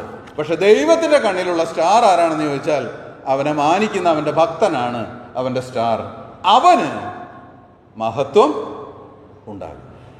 ദൈവം നമ്മെ ഈ ചിന്തകളാൽ സഹായിക്കട്ടെ. ദൈവനാമം വാഴ്ത്തപ്പെടുമാറാകട്ടെ. ദൈവനാമത്തിന് മഹത്വം ഉണ്ടാകട്ടെ. കഴിഞ്ഞ ആഴ്ച നമ്മൾ ചിന്തിച്ച് നിർത്തിയത് ദൈവഭക്തിയുടെ ആത്യന്തിക ലക്ഷ്യം എന്നുള്ളതിനെക്കുറിച്ചാണ്. എന്താണ് ദൈവഭക്തി, വാട്ട് ഈസ് ഗോഡ്ലിനെസ് എന്നുള്ളത് നമ്മൾ കണ്ടു. ഇപ്പോൾ നമ്മൾ പഠിച്ചുകൊണ്ടിരിക്കുന്ന വൈ ഗോഡ്ലിനെസ്, എന്തുകൊണ്ട് ദൈവഭക്തി ആവശ്യമാണ്. ഒന്നാമത് നമ്മൾ കണ്ടത്, വിശ്വാസത്തിൽ ആരംഭിക്കുന്ന നമ്മുടെ യാത്ര വിശ്വാസത്തിൽ അവസാനിപ്പിക്കണമെങ്കിൽ ദൈവഭക്തി കൂടാതെ നമുക്ക് സാധ്യമല്ല എന്നുള്ളതാണ് നമ്മൾ കണ്ടത്. രണ്ടാമത്, ദൈവഭക്തി എന്തുകൊണ്ട് വേണം എന്ന് ചോദിച്ചാൽ, ദൈവവചനത്തിൽ ദൈവം കൊടുത്തിരിക്കുന്ന അനുഗ്രഹങ്ങളൊക്കെ ഒരു ദൈവഭക്തനാണ് ശരിക്കും ലഭിക്കുന്നത്. അതുകൊണ്ട് നമ്മൾ ദൈവഭക്തന്മാരായി ജീവിക്കുന്നുവെങ്കിൽ ദൈവം നമുക്ക് ഏറ്റവും അടുത്ത് ഉള്ളവനായിരിക്കും. ദൈവവചനത്തിൽ പറയുന്ന പോലെ അവൻ നമ്മളുടെ പിതാവായിരിക്കും, തനിക്ക് മക്കൾ ആയിരിക്കും, അവൻ നമ്മോട് കൂടെയിരിക്കും. അങ്ങനെ അനുഗ്രഹങ്ങളുണ്ട് എന്ന് നമ്മൾ കാണുകയുണ്ടായി. മൂന്നാമത്, നമ്മൾ ദൈവഭക്തി എന്തുകൊണ്ട് ആചരിക്കണം എന്നുള്ളതിനെക്കുറിച്ച് ചിന്തിച്ചപ്പോൾ, ദൈവത്തിൻ്റെ ഈ കാലഘട്ടത്തിലെ കാര്യപരിപാടി എന്ന് പറയുന്നത് ദൈവമക്കൾ എന്നുള്ള പരിപാടിയാണ്. തൻ്റെ പുത്രനെ പോലെ അനേക മക്കളെ ഉളവാക്കുക എന്നുള്ള ലക്ഷ്യത്തിലാണ് ദൈവം ഇരിക്കുന്നത് എന്നുള്ളത് നമ്മൾ കണ്ടു. ദൈവഭക്തിയുടെ മർമ്മമായി തൻ്റെ പുത്രനെ ഈ ഭൂമിയിൽ ദൈവം അവതരിപ്പിച്ചു. ദൈവഭക്തിയുടെ മഹത്വമായി അവനിലൂടെ തൻ്റെ ജീവിത സ്വഭാവങ്ങളെ, ദൈവത്തിൻ്റെ ക്യാരക്ടേഴ്സിനെ തൻ്റെ ജീവിതത്തിലൂടെ താൻ വരച്ച് കാണിക്കുവാനായിട്ടിടയായി തീർന്നു. മാത്രമല്ല, നമ്മൾ ഇപ്പോൾ പഠിച്ചുകൊണ്ടിരിക്കുന്നത് എന്താണ് ഇങ്ങനെയൊക്കെ ചെയ്യുന്നതിൻ്റെ പിറകിലുള്ള ഉദ്ദേശ്യം എന്ന് ചോദിച്ചാൽ, ദൈവത്തിൻ്റെ കാര്യപരിപാടി അനുസരിച്ചിട്ട് ഒരു ഭാവി ലോകം ദൈവം കെട്ടിപ്പണിയുകയാണ്. അതിൽ ദൈവത്തിൻ്റെ ആജ്ഞാനുവർത്തികളായി, അവൻ്റെ രാജാക്കന്മാരായി, പുരോഹിതന്മാരായി അവനെ ശുശ്രൂഷിപ്പാൻ ദൈവം തിരഞ്ഞെടുത്ത് വെച്ചിരിക്കുന്നവരാണ് നമ്മൾ. ആ പുത്രൻ രാജാതിരാജാവും കർത്താതി കർത്താവുമായിരിക്കെ അവൻ്റെ കൈക്കീഴിൽ അവൻ്റെ രാജ്യവും പുരോഹിതന്മാരുമായി, അഥവാ രാജാക്കന്മാരും പുരോഹിതന്മാരുമായി അവന് സേവനം ചെയ്യുക എന്നുള്ളതാണ് ദൈവം നമ്മിൽ നിന്ന് ആഗ്രഹിക്കുന്നത് എന്ന് നമ്മൾ ചിന്തിക്കുകയുണ്ടായി. അതുകൊണ്ട് ഈ ഭൂമിയിൽ നമ്മൾ ജീവിക്കുമ്പോൾ ഈ ലക്ഷ്യം നമ്മളുടെ മനസ്സിൽ എപ്പോഴും വെച്ചുകൊണ്ട് വേണം നമ്മൾ മുന്നോട്ട് പോകുവാൻ. ആദാമിനെ ദൈവം വാഴുവാനായി ഉളവാക്കി, പക്ഷെ അവൻ്റെ വാഴ്ച നീണ്ടു നിന്നില്ല എന്ന് നമ്മൾ കണ്ടു. എന്നാൽ ദൈവം തൻ്റെ പുത്രനെ ഭൂമിയിലേക്ക് അയച്ചു. അവൻ അനുസരണത്തിലൂടെ മനുഷ്യവർഗത്തെ പിതാവിനോട് പിന്നെയും നിരപ്പിച്ചു. മാത്രമല്ല, അവൻ തൻ്റെ ആത്മാവിനെ നമ്മുടെ ഉള്ളങ്ങളിൽ തന്നു. അവൻ്റെ വ്യക്തി ജീവിതത്തിലെ സ്വഭാവങ്ങളെ നമുക്ക് വെളിപ്പെടുത്തി തന്നു. ഇനി നമ്മളുടെ ജീവിതം അവൻ്റെ കാൽച്ചുവടുകളെ തന്നെ വെച്ച് അതിൽ തന്നെ നമ്മൾ യാത്ര ചെയ്യണമെന്ന് ദൈവം നമ്മിൽ നിന്ന് ആഗ്രഹിക്കുന്നു എന്ന് നമുക്ക് കാണുവാനായിട്ടിടയായി. അവസാനമായിട്ട് നാം കണ്ടത്, ഈ ഭൂമിയിൽ വെച്ചാണ് നമ്മൾ ഈ മാറ്റം നമ്മിൽ വരുത്തേണ്ടത് എന്നുള്ളതാണ് കണ്ടത്. കഴിഞ്ഞ ആഴ്ച ഒരു സംശയം പ്രിയ സഹോദരൻ ചോദിക്കുകയുണ്ടായി. അതായത്, ജാതികൾ ഭാവി ലോകത്തിൽ ഉണ്ടാകുമോ? തീർച്ചയായിട്ടും അവരവിടെ ഉണ്ട്. നമുക്ക് ഒന്ന് രണ്ട് വാക്യങ്ങൾ, ജസ്റ്റ് എനിക്ക് ആ സബ്ജക്റ്റ് അല്ല എൻ്റേത്, എങ്കിലും ഞാൻ നമ്മുടെ പ്രത്യാശയോട് ബന്ധപ്പെട്ട ഒരു കാര്യമായിരിക്കാൽ എല്ലാവരുടെയും പൊതു നന്മയ്ക്കായിട്ട് ഒന്ന് രണ്ട് വാക്യങ്ങൾ ജസ്റ്റ് വായിച്ചു പോകാമെന്ന് ഞാൻ കരുതുകയാണ്. വെളിപ്പാട് ഗ്രന്ഥം 21-ാം അധ്യായത്തിൻ്റെ 22, 23, 24, 25 വാക്യങ്ങൾ നമുക്ക് വായിക്കാം. അപ്പോൾ ഇത് എഴുതിയിരിക്കുന്നത് പുതിയ ആകാശവും പുതിയ ഭൂമിയുടെയും വിഷയത്തെക്കുറിച്ചാണ്. നമ്മൾക്കറിയാം 21-ാം അധ്യായത്തിൻ്റെ 1-ാം വാക്യം തന്നെ അതാണ്. ഞാൻ പുതിയ ആകാശവും പുതിയ ഭൂമിയും കണ്ടു. നിത്യമായിരിക്കുന്ന ഇനിയുള്ള നിത്യതയെക്കുറിച്ചാണ് ഈ പരാമർശിക്കുന്നത്. ആ പരാമർശിക്കുമ്പോൾ പറയുന്നത്, ജാതികൾ തങ്ങളുടെ മഹത്വവും ആയിട്ട് അവിടേക്ക് വരും, ജാതികളുടെ രാജാക്കന്മാർ അവിടേക്ക് വരും എന്ന് പറയുമ്പോൾ ജാതികൾ അവിടെയുണ്ട്. മനുഷ്യർ എന്ന പദ്ധതി ദൈവം ഇതോടുകൂടെ അവസാനിപ്പിക്കുകയല്ല, മറിച്ച് മനുഷ്യരെന്ന പദ്ധതി അതിൻ്റെ പൂർണ്ണ ശക്തിയോടെ ഇനി ആരംഭിക്കാനിരിക്കുകയാണ് ദൈവം. ഇപ്പോൾ പാപനിമിത്തമാണ് നമ്മളിങ്ങനെ അലങ്കോലമായി പോയത്. ആ പ്രശ്നത്തിനെ ഫിക്സ് ചെയ്യാനായിട്ടാണ് ദൈവപുത്രൻ ഈ ഭൂമിയിലേക്ക് മനുഷ്യനായി കടന്നു വന്നത്. ഇനി അവനിലൂടെ മനുഷ്യവർഗം എന്ന പദ്ധതി ദൈവം മുന്നോട്ട് കൊണ്ടുപോകുക തന്നെ ചെയ്യും. ജാതികൾ എന്നവിടെ പറഞ്ഞിരിക്കുക കൊണ്ട് യഹൂദന്മാരും അവിടെ ഉണ്ടെന്നുള്ളത് വ്യക്തമാണ്. കാരണം 3 കൂട്ടം മനുഷ്യരെയാണ് നമ്മൾ ഈ ബൈബിളിൽ വ്യക്തമായിട്ട് പറഞ്ഞിരിക്കുന്നത്. 1 യഹൂദന്മാർ, 2 യവനന്മാർ, 3 ദൈവസഭ. ദൈവസഭ നമ്മളാണ്. നമ്മൾ പുനരുത്ഥാന പുത്രന്മാരായി തീരും കർത്താവ് വരുമ്പോൾ. എന്നാൽ ഇവിടെ യഹൂദന്മാർ കാണും, യവനന്മാർ എന്ന് പറഞ്ഞിരിക്കുന്ന നേഷൻസിനെയാണ്, ജാതികളും കാണും. ആ ജനതതികൾ മുന്നോട്ട് പോകും. അങ്ങനെ മനുഷ്യവർഗം ഇനിയും പെറ്റുപെരുകി ഈ പ്രപഞ്ചം മുഴുവൻ നിറയുന്ന വലിയ പദ്ധതിയാണ് ദൈവത്തിൻ്റെത്. അതിനു വേണ്ടിയാണ് ഒരു ക്യാപിറ്റൽ സിറ്റി ഉണ്ടാക്കിയിരിക്കുന്നത്. ആ ക്യാപിറ്റൽ സിറ്റിയിലാണ് നമ്മളിരിക്കുവാനും കർത്താവിൻ്റെ ആജ്ഞാനുവർത്തികളായിട്ട് അവൻ്റെ ശുശ്രൂഷകൾ ചെയ്യുവാനായിട്ടും പോകുന്നത്. അങ്ങനെ വ്യക്തമായിരിക്കുന്ന പദ്ധതി ദൈവത്തിനുണ്ട് എന്നുള്ളത് നമ്മൾ ഒരിക്കലും മറക്കരുത്. ഇത് നമ്മൾ തിരിച്ചറിയേണ്ടത് ആവശ്യമാണ്. എന്തുകൊണ്ടെന്നാൽ നമ്മളെ ദൈവം തിരഞ്ഞെടുത്തിരിക്കുന്നത് പ്രത്യേക പർപ്പസോട് കൂടെ തന്നെ ആണ്. അത് നമ്മൾ തിരിച്ചറിഞ്ഞില്ല എങ്കിൽ നമ്മുടെ സമയം വൃഥ കളയുന്നവരായിട്ട് നാം തീരും എന്നുള്ളത് നമ്മൾ ഓർക്കുക. മൂന്നാമത്തെ കാര്യം നാം വിഷയത്തോടുള്ള ബന്ധം ചിന്തിച്ചുകൊണ്ടിരുന്നത്, വിശുദ്ധീകരണം കൂടാതെ ആരും കർത്താവിനെ കാണുകയില്ല. ഈ ഭൂമിയിൽ വെച്ച് നമ്മൾ ആ വിശുദ്ധീകരണം പ്രാപിക്കുവാൻ ആവശ്യം ഉണ്ട്. നമ്മളുടെ ജീവിതകാലത്ത് നമ്മൾ ചെയ്യുന്നില്ല എങ്കിൽ പിന്നെ മരണക്കിടക്ക എന്ന് പറയുന്ന സ്ഥലത്തായിരിക്കും അത് സംഭവിക്കുക. പക്ഷെ അന്ന് ഞാൻ കഴിഞ്ഞ ആഴ്ച പറയുകയുണ്ടായി, അങ്ങനെ സംഭവിക്കുമ്പോൾ ഒരു റിഗ്രറ്റ് നമുക്ക് എപ്പോഴും ഉണ്ടാകും. എന്താണ്? നമ്മുടെ കർത്താവിന് വേണ്ടി പ്രയത്നിക്കുവാൻ, പ്രവർത്തിക്കുവാൻ, ഫലപ്രദമായിട്ട് അവനെ സേവിക്കുവാൻ ഒരവസരം എനിക്ക് കിട്ടിയില്ല എന്നുള്ളൊരു പോരായ്മ നമുക്ക് സംഭവിക്കും. ബൈബിളിൽ എഴുതാത്തത് കൊണ്ടല്ല, നമ്മളുടെ അറിവില്ലായ്മ മുഖാന്തരം. പക്ഷേ അറിവില്ലായ്മയെ ദൈവം ഒരിക്കലും ഒരു എക്സ്ക്യൂസായിട്ട് കണക്കാക്കുന്നില്ല. നിങ്ങൾക്കറിയാമല്ലോ, ഇസ്രായേലിന് യാഗങ്ങൾ കൽപ്പിക്കുമ്പോൾ അറിയാതെ ചെയ്ത പാപത്തിന് അവർ യാഗം കഴിക്കേണ്ടതായിട്ടുണ്ടായിരുന്നു. അറിഞ്ഞു കഴിയുമ്പോൾ അവർ ഉടനെ പോയി യാഗം കഴിക്കണം. കാരണം അറിയായ്മ എന്നുള്ളത് ദൈവവചനത്തിൽ രേഖപ്പെടുത്തിയിരിക്കുന്ന വിഷയങ്ങളിൽ അറിയായ്മ എന്നുള്ളത് ഒരു എക്സ്ക്യൂസ് അല്ല, അത് നമ്മൾ അറിയേണ്ടത് ആണ്.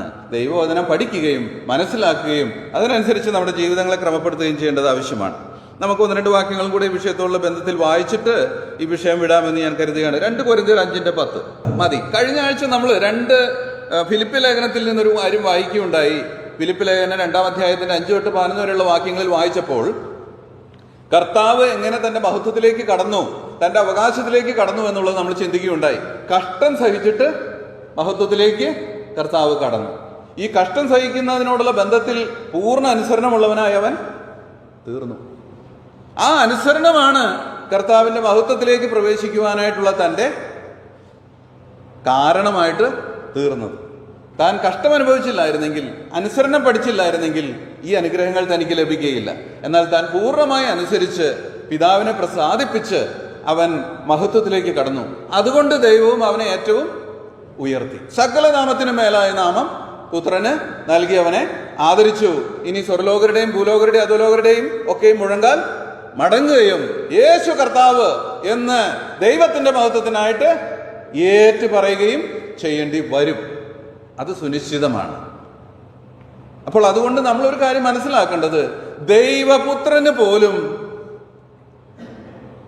സൗജന്യമായിട്ടൊന്നും കിട്ടുന്നില്ല. മനസ്സിലായോ ഞാൻ പറഞ്ഞത്? ദൈവപുത്രന് പോലും സൗജന്യമായി ഒന്നും കിട്ടുന്നില്ല.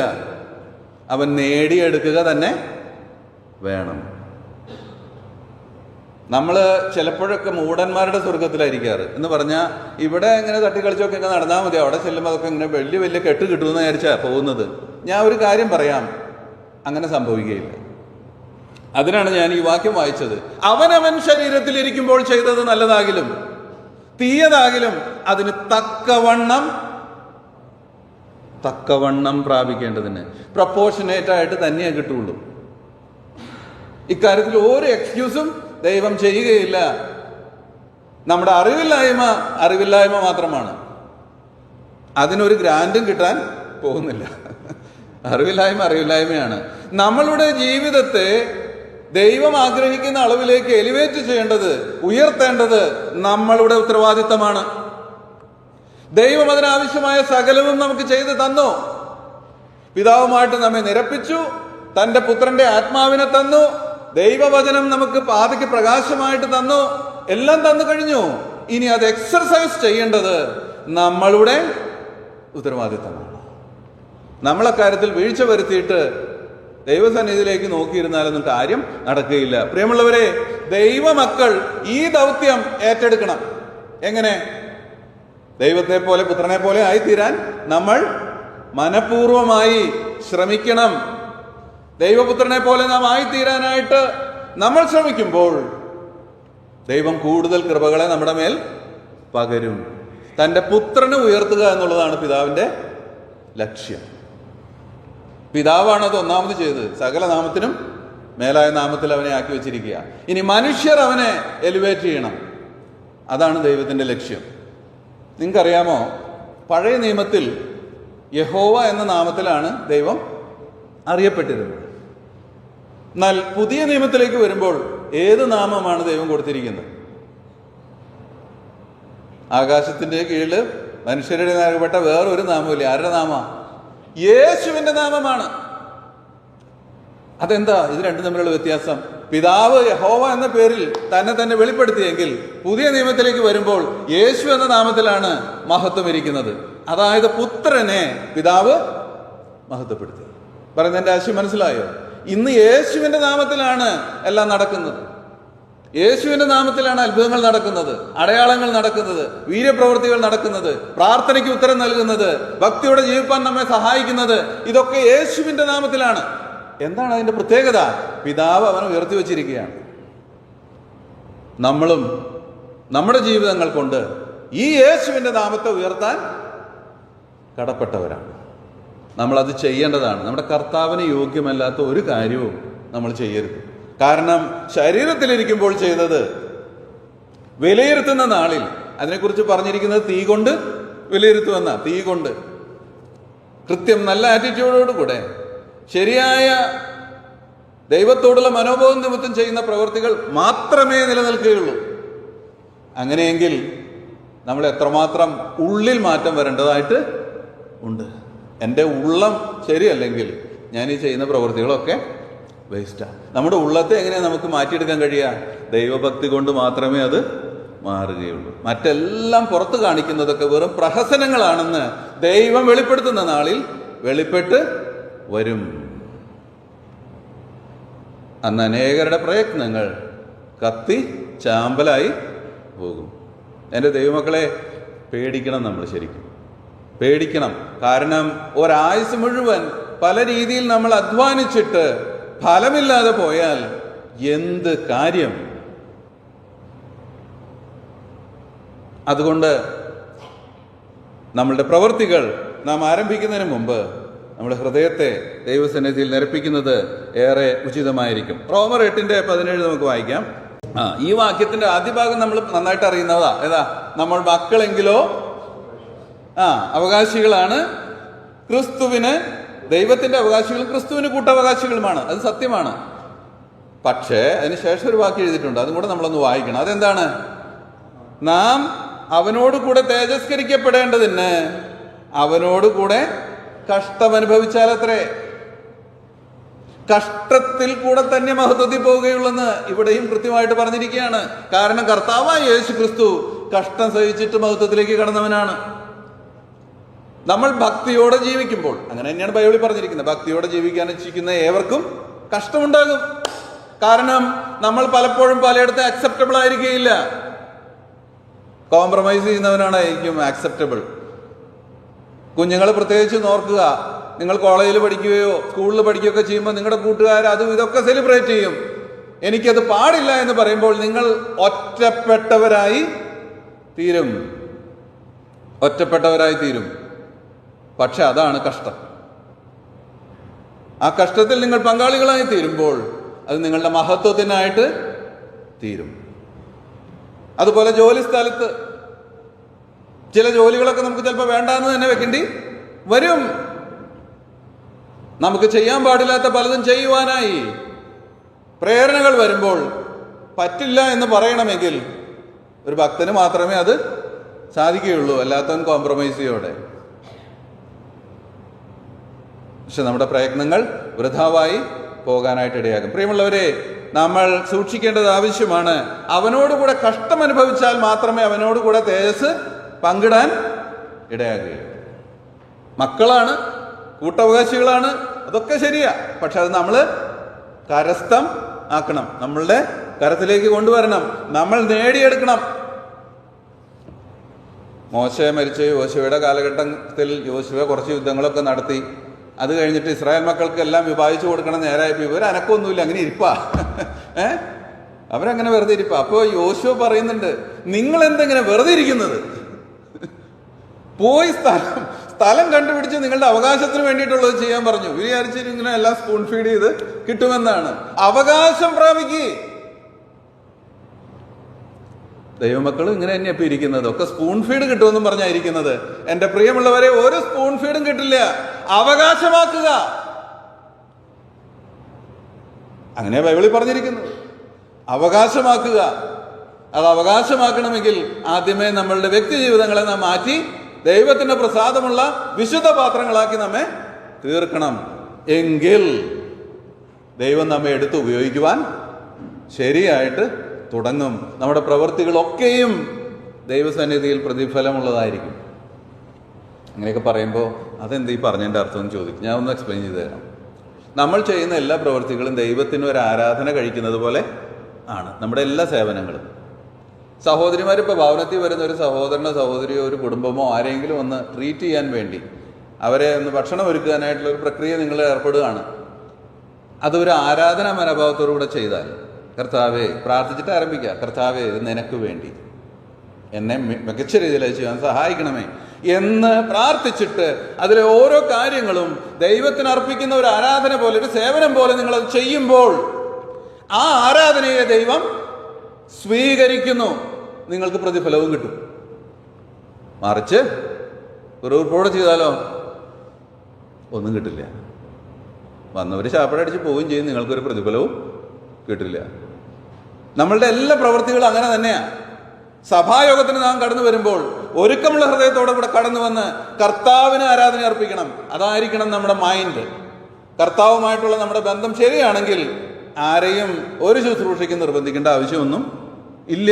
ചടചടാന്നും പറഞ്ഞ് എഴുന്നേക്കും. കാരണം ഒരുക്കി കൊണ്ടുവന്നിരിക്കുന്നത് ദൈവത്തിന് അർപ്പിക്കാൻ വെമ്പൽ കൊള്ളുന്ന ഒരു ഹൃദയം മനുഷ്യന് ഉണ്ടായിരിക്കും.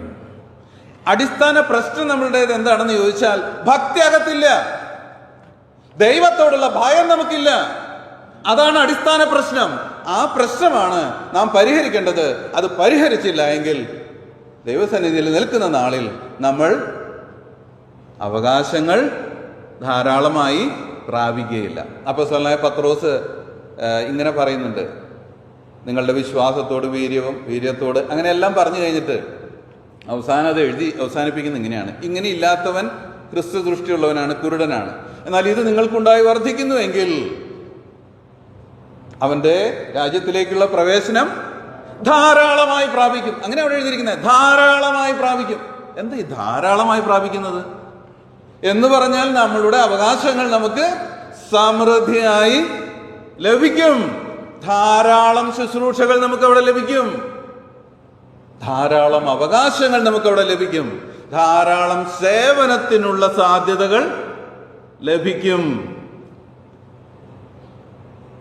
അത് നമ്മൾ ഇവിടെ വെച്ച് ഉറപ്പാക്കണം. അവിടെ ചെന്നിട്ടല്ല അത് ഉറപ്പാക്കേണ്ടത്, അത് ഇവിടെ വെച്ച് നാം ഉറപ്പാക്കണം. അതാണ് നമുക്കുള്ള വിളിയുടെ പ്രത്യേകത.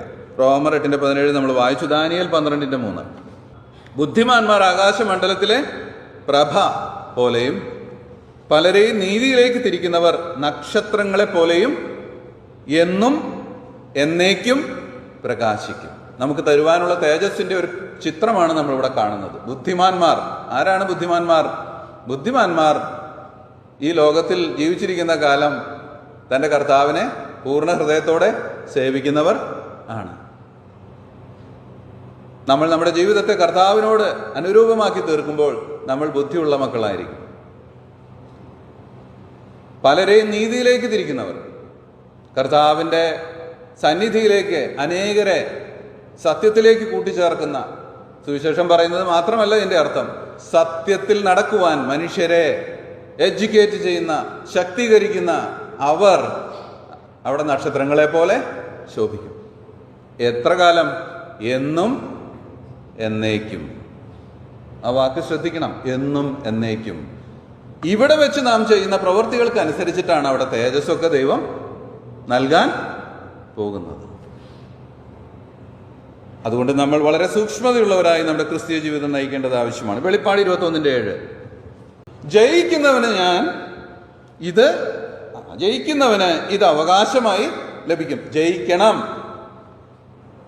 ഞാൻ അവന് ദൈവമായിരിക്കും, അവൻ എനിക്ക് മകൻ ആയിരിക്കും. നമ്മൾ സ്ഥാനപരമായി മക്കളാണ്, അത് ആരും കവർന്നെടുക്കുകയില്ല. പക്ഷേ ആ മകൻ്റെ പ്രിവിലേജസ് നമുക്ക് കിട്ടുന്നത് ജയിക്കുമ്പോഴാണ്. നമ്മൾ ജയിക്കണം. അത് ദൈവം നമ്മിൽ നിന്ന് ആഗ്രഹിക്കുന്ന വിഷയമാണ്. എബ്രായർ 12:14 എല്ലാവരോടും സമാധാനം ആചരിച്ച് ശുദ്ധീകരണം പ്രാപിപ്പാൻ ഉത്സാഹിപ്പിൻ. നമ്മുടെ ഉത്സാഹം ശുദ്ധീകരണത്തോടുള്ള ബന്ധത്തിലായിരിക്കട്ടെ. ശുദ്ധീകരണം കൂടാതെ ആരും കർത്താവിനെ കാണുകയില്ല. അവസാനമായിട്ട് ഈ ഭാഗത്തെ വാക്യം 1 കൊരിന്ത്യർ 11:31, 32 വായിക്കാം. നാം നമ്മെ തന്നെ വിധിച്ചാൽ വിധിക്കപ്പെടുകയില്ല, ദൈവത്താൽ വിധിക്കപ്പെടുകയില്ല. കഴിഞ്ഞ ആഴ്ച നമ്മൾ ചിന്തിച്ചതാണ്. എന്നാൽ ദൈവം നമ്മെ വിധിക്കുവാൻ ഇടവന്നാൽ ദൈവം ബാലശിക്ഷ കഴിക്കുവാൻ ഇവിടെ വെച്ച് തന്നെ ഇടയാകും. പ്രിയമുള്ളവരെ, നമ്മുടെ ജീവിതത്തിൽ ബാലശിക്ഷ വാങ്ങുന്നവരായി തീരാതെ കർത്താവിനെ പ്രസാദിപ്പിക്കുന്ന നല്ല മക്കളായിട്ട് ജീവിക്കുവാൻ നമുക്ക് ആവശ്യമുണ്ട്. കാരണം ബാലശിക്ഷ എന്ന് പറയുന്നത് ഒരിക്കലൊരു നല്ല കാര്യം അല്ല. ഞാൻ കഴിഞ്ഞ ആഴ്ച പറയുകയുണ്ടായി, ബാലശിക്ഷ എന്ന് പറയുന്നത് it can go up to death, മരണം വരെ പോകാം. ബലഹീനരും രോഗികളും അനേകരും നിദ്ര കൊള്ളുന്നവരും അവിടം വരെയൊക്കെ പോകാം. ദൈവത്തിൻ്റെ ബാലശിക്ഷ കണ്ടിന്യൂസായിട്ട് ദൈവം തൻ്റെ വചനം നൽകിയിട്ടും അതിനോട് പ്രോപ്പറായിട്ട് റെസ്പോണ്ട് ചെയ്യാതെ, ഫെയ്ത്ത്ഫുൾ അല്ലാതെ ജീവിതം നയിക്കുന്നവർക്ക് പിന്നെ അധികം ഓപ്പർച്യൂണിറ്റി ഒന്നും ദൈവം നൽകുകയില്ല. ദൈവം വെട്ടും, പേര് വെട്ടിക്കളയും. പക്ഷേ അതിനു മുമ്പേ അവന് ശിക്ഷയും കൊടുക്കും. നമ്മളിങ്ങനെയുള്ള ഒരു കാറ്റഗറിയിൽ വരാതിരിപ്പാൻ ദൈവത്തിൻ്റെ വചനം പറയുന്നത്, നാൾ സമീപിക്കുന്നെന്ന് കാണുന്തോറും അത് അധികമായി ചെയ്യുന്നവരായിരിക്കാൻ ദൈവം നമ്മെ സഹായിക്കട്ടെ. അപ്പോൾ നമ്മൾ ദൈവഭക്തിയുടെ ആത്യന്തിക ലക്ഷ്യം എന്നുള്ളത് എന്താണെന്ന് കണ്ടു. ഇനി ഈ വിഷയം പഠിപ്പിക്കുമ്പോൾ ഒരു കാര്യം കൂടെ പറഞ്ഞ് ഞാൻ മുന്നോട്ട് പോകാം. ദൈവഭക്തി എന്നുള്ള വിഷയത്തോടുള്ള ബന്ധത്തിൽ ക്രിസ്തീയ സഭകൾക്കൊരു ഉത്തരവാദിത്വം ഉണ്ട്. അത് പറയാതെ പോകുന്നത് ശരിയല്ല. സഭകൾക്കൊരു ഉത്തരവാദിത്വമുണ്ട്. കാരണം ഞാൻ മുൻപേ പറഞ്ഞതുപോലെ ഈ സഭ എന്നുള്ളതാണ് ഒരു വിശ്വാസിയെ കർത്താവിനെ പോലെ മോൾഡ് ചെയ്തെടുക്കുവാൻ ദൈവം വെച്ചിരിക്കുന്ന പ്ലാറ്റ്ഫോം, സ്ഥാപനം. അതുകൊണ്ട് ദൈവസഭയായിരിക്കണം വ്യക്തികളെ മോൾഡ് ചെയ്യുവാനായിട്ട് ഇടയാക്കേണ്ടത്. ഒരു വ്യക്തി രക്ഷിക്കപ്പെടുന്നത് വരെ, അത് നമ്മൾ ഇനി പുറകാലം ഞാൻ പഠിപ്പിക്കും, എന്നിരുന്നാലും പറയുക, രക്ഷിക്കപ്പെടുന്നത് വരെ പാരൻസിൻ്റെ ഉത്തരവാദിത്തമാണ് അവനെ സത്യത്തിൽ നടത്തുക എന്നുള്ളത്. പക്ഷെ രക്ഷിക്കപ്പെട്ടവരുടെ കൂട്ടമാണ് എന്ത്? ദൈവസഭ. രക്ഷിക്കപ്പെട്ട വ്യക്തിയെ വളർത്തിക്കൊണ്ടുവരുവാനും കർത്താവിന് പ്രസാദമുള്ള മക്കളായി തീർക്കുവാനുമുള്ള ഉത്തരവാദിത്തം ദൈവസഭയ്ക്കുണ്ട്. പക്ഷേ ഞാൻ ഈ കാലം മുഴുവൻ ജീവിച്ചിട്ട് ഒരു വിശ്വാസിയായി ഞാൻ തീരുന്നത് 19 വയസ്സുള്ളപ്പോഴാണ് രക്ഷിക്കപ്പെടുന്നത്. ഈ 19 വയസ്സ് തൊട്ട് ഇപ്പം എനിക്ക് 58 വയസ്സ് കഴിഞ്ഞു. ഇത്രയും കാലഘട്ടത്തിൽ ഒരാളും ദൈവഭക്തി എങ്ങനെ അനുഷ്ഠിക്കണം എന്ന കാര്യം എന്നെ പഠിപ്പിച്ചില്ല. ഞാൻ ആരെയും കുറ്റമായിട്ട് പറയല്ല. ഇക്കാര്യത്തിൽ കാര്യമായ ഒരു ബോധ്യവും ദൈവസഭയ്ക്കില്ല. ഇതുകൊണ്ടുണ്ടാകുന്ന പരിണിത ഫലം എന്താണെന്ന് അറിയാമോ? പാപത്തെ അതിജീവിച്ച് കർത്താവിന് പ്രയോജനമുള്ള മക്കളായി ജീവിക്കുവാനായിട്ട് നല്ല പ്രായത്തിൽ പലർക്കും സാധിക്കാതെ പോകുന്നുണ്ട്. യൗവനക്കാരായിരിക്കുമ്പോഴാണ് ദൈവഭക്തന്മാരായി തീരേണ്ടത്. അതെന്താണെന്ന് ചോദിച്ചാൽ, ദൈവഭക്തന്മാരെ കുറിച്ച് ബൈബിൾ പറയുന്നത് അവരെ എഴുതി കഴിഞ്ഞാൽ കൃത്യസ്ഥലത്തിരിക്കുമെന്നാണ്, അല്ലേ? അനുഗ്രഹിക്കപ്പെട്ട പുരുഷനെ കുറിച്ച് പറയുമ്പോൾ അവൻ നഗരവാതിൽക്കൽ വെച്ച് ശത്രുക്കളോട് സംസാരിക്കുമ്പോൾ പേടിക്കേണ്ട ആവശ്യമില്ല എന്ന് പറഞ്ഞാൽ, ഈ യൗവനക്കാർ എന്തും ചെയ്യാൻ ശക്തിയുള്ളവരാണ്. പ്രായം ചെന്ന് കഴിയുമ്പോൾ അത്രയും ശക്തി ഒന്നും പിന്നെ നമുക്ക് ഇല്ല. കാരണം കൂടെ നടക്കാൻ കുറേ രോഗങ്ങൾ എപ്പോഴും കാണും, അല്ലേ? കുറേ ഗുളികയും. യൗവനക്കാരായിരിക്കുമ്പോൾ വളരെ പൊട്ടൻഷ്യൽ ഉള്ളവരവർ. പക്ഷേ ദുഃഖകരമായിരിക്കുന്ന ഒരു സത്യം, യൗവനത്തിലാണ് ഏറ്റവും അധികം യുദ്ധം നമുക്ക് ആത്മീയമായിട്ടുള്ളത്. കാരണം ആ പൊട്ടൻഷ്യൽ പിശാചിനെ നന്നായിട്ട് അറിയാം. അതുകൊണ്ട് ഇവരെ എങ്ങനെയെങ്കിലും ഒതുക്കി വെക്കാനായിട്ടുള്ള പരിപാടികൾ അവനിങ്ങനെ ചെയ്തുകൊണ്ടിരിക്കും. രക്ഷിക്കപ്പെട്ട നാൾ മുതൽ ഒരു യൗവനക്കാരനെ ദൈവഭക്തനായി ജീവിക്കുവാൻ ശരിയായി അഭ്യസിപ്പിച്ചാൽ സഭയ്ക്ക് കിട്ടാവുന്ന മികച്ച ആയുധങ്ങളായിരിക്കും അവർ. പക്ഷെ അതങ്ങനെ നടക്കാറില്ല സാധാരണ. അതുകൊണ്ട് എന്താ പ്രശ്നം എന്ന് വെച്ചാൽ, നമ്മുടെ സഭകളിൽ അനേക ആൾക്കാരുണ്ട്, പക്ഷെ പ്രവർത്തനക്ഷമമുള്ള ആൾക്കാരുടെ എണ്ണം തുലവും തുച്ഛമാണ്. അതാണ് വാസ്തവം. ഇതൊരു ദുര്യോഗമാണ് നമ്മുടെ. ഇതൊന്ന് മാറ്റേണ്ട ഒരു കാര്യം ആണ്. നമ്മളുടെ മക്കളെ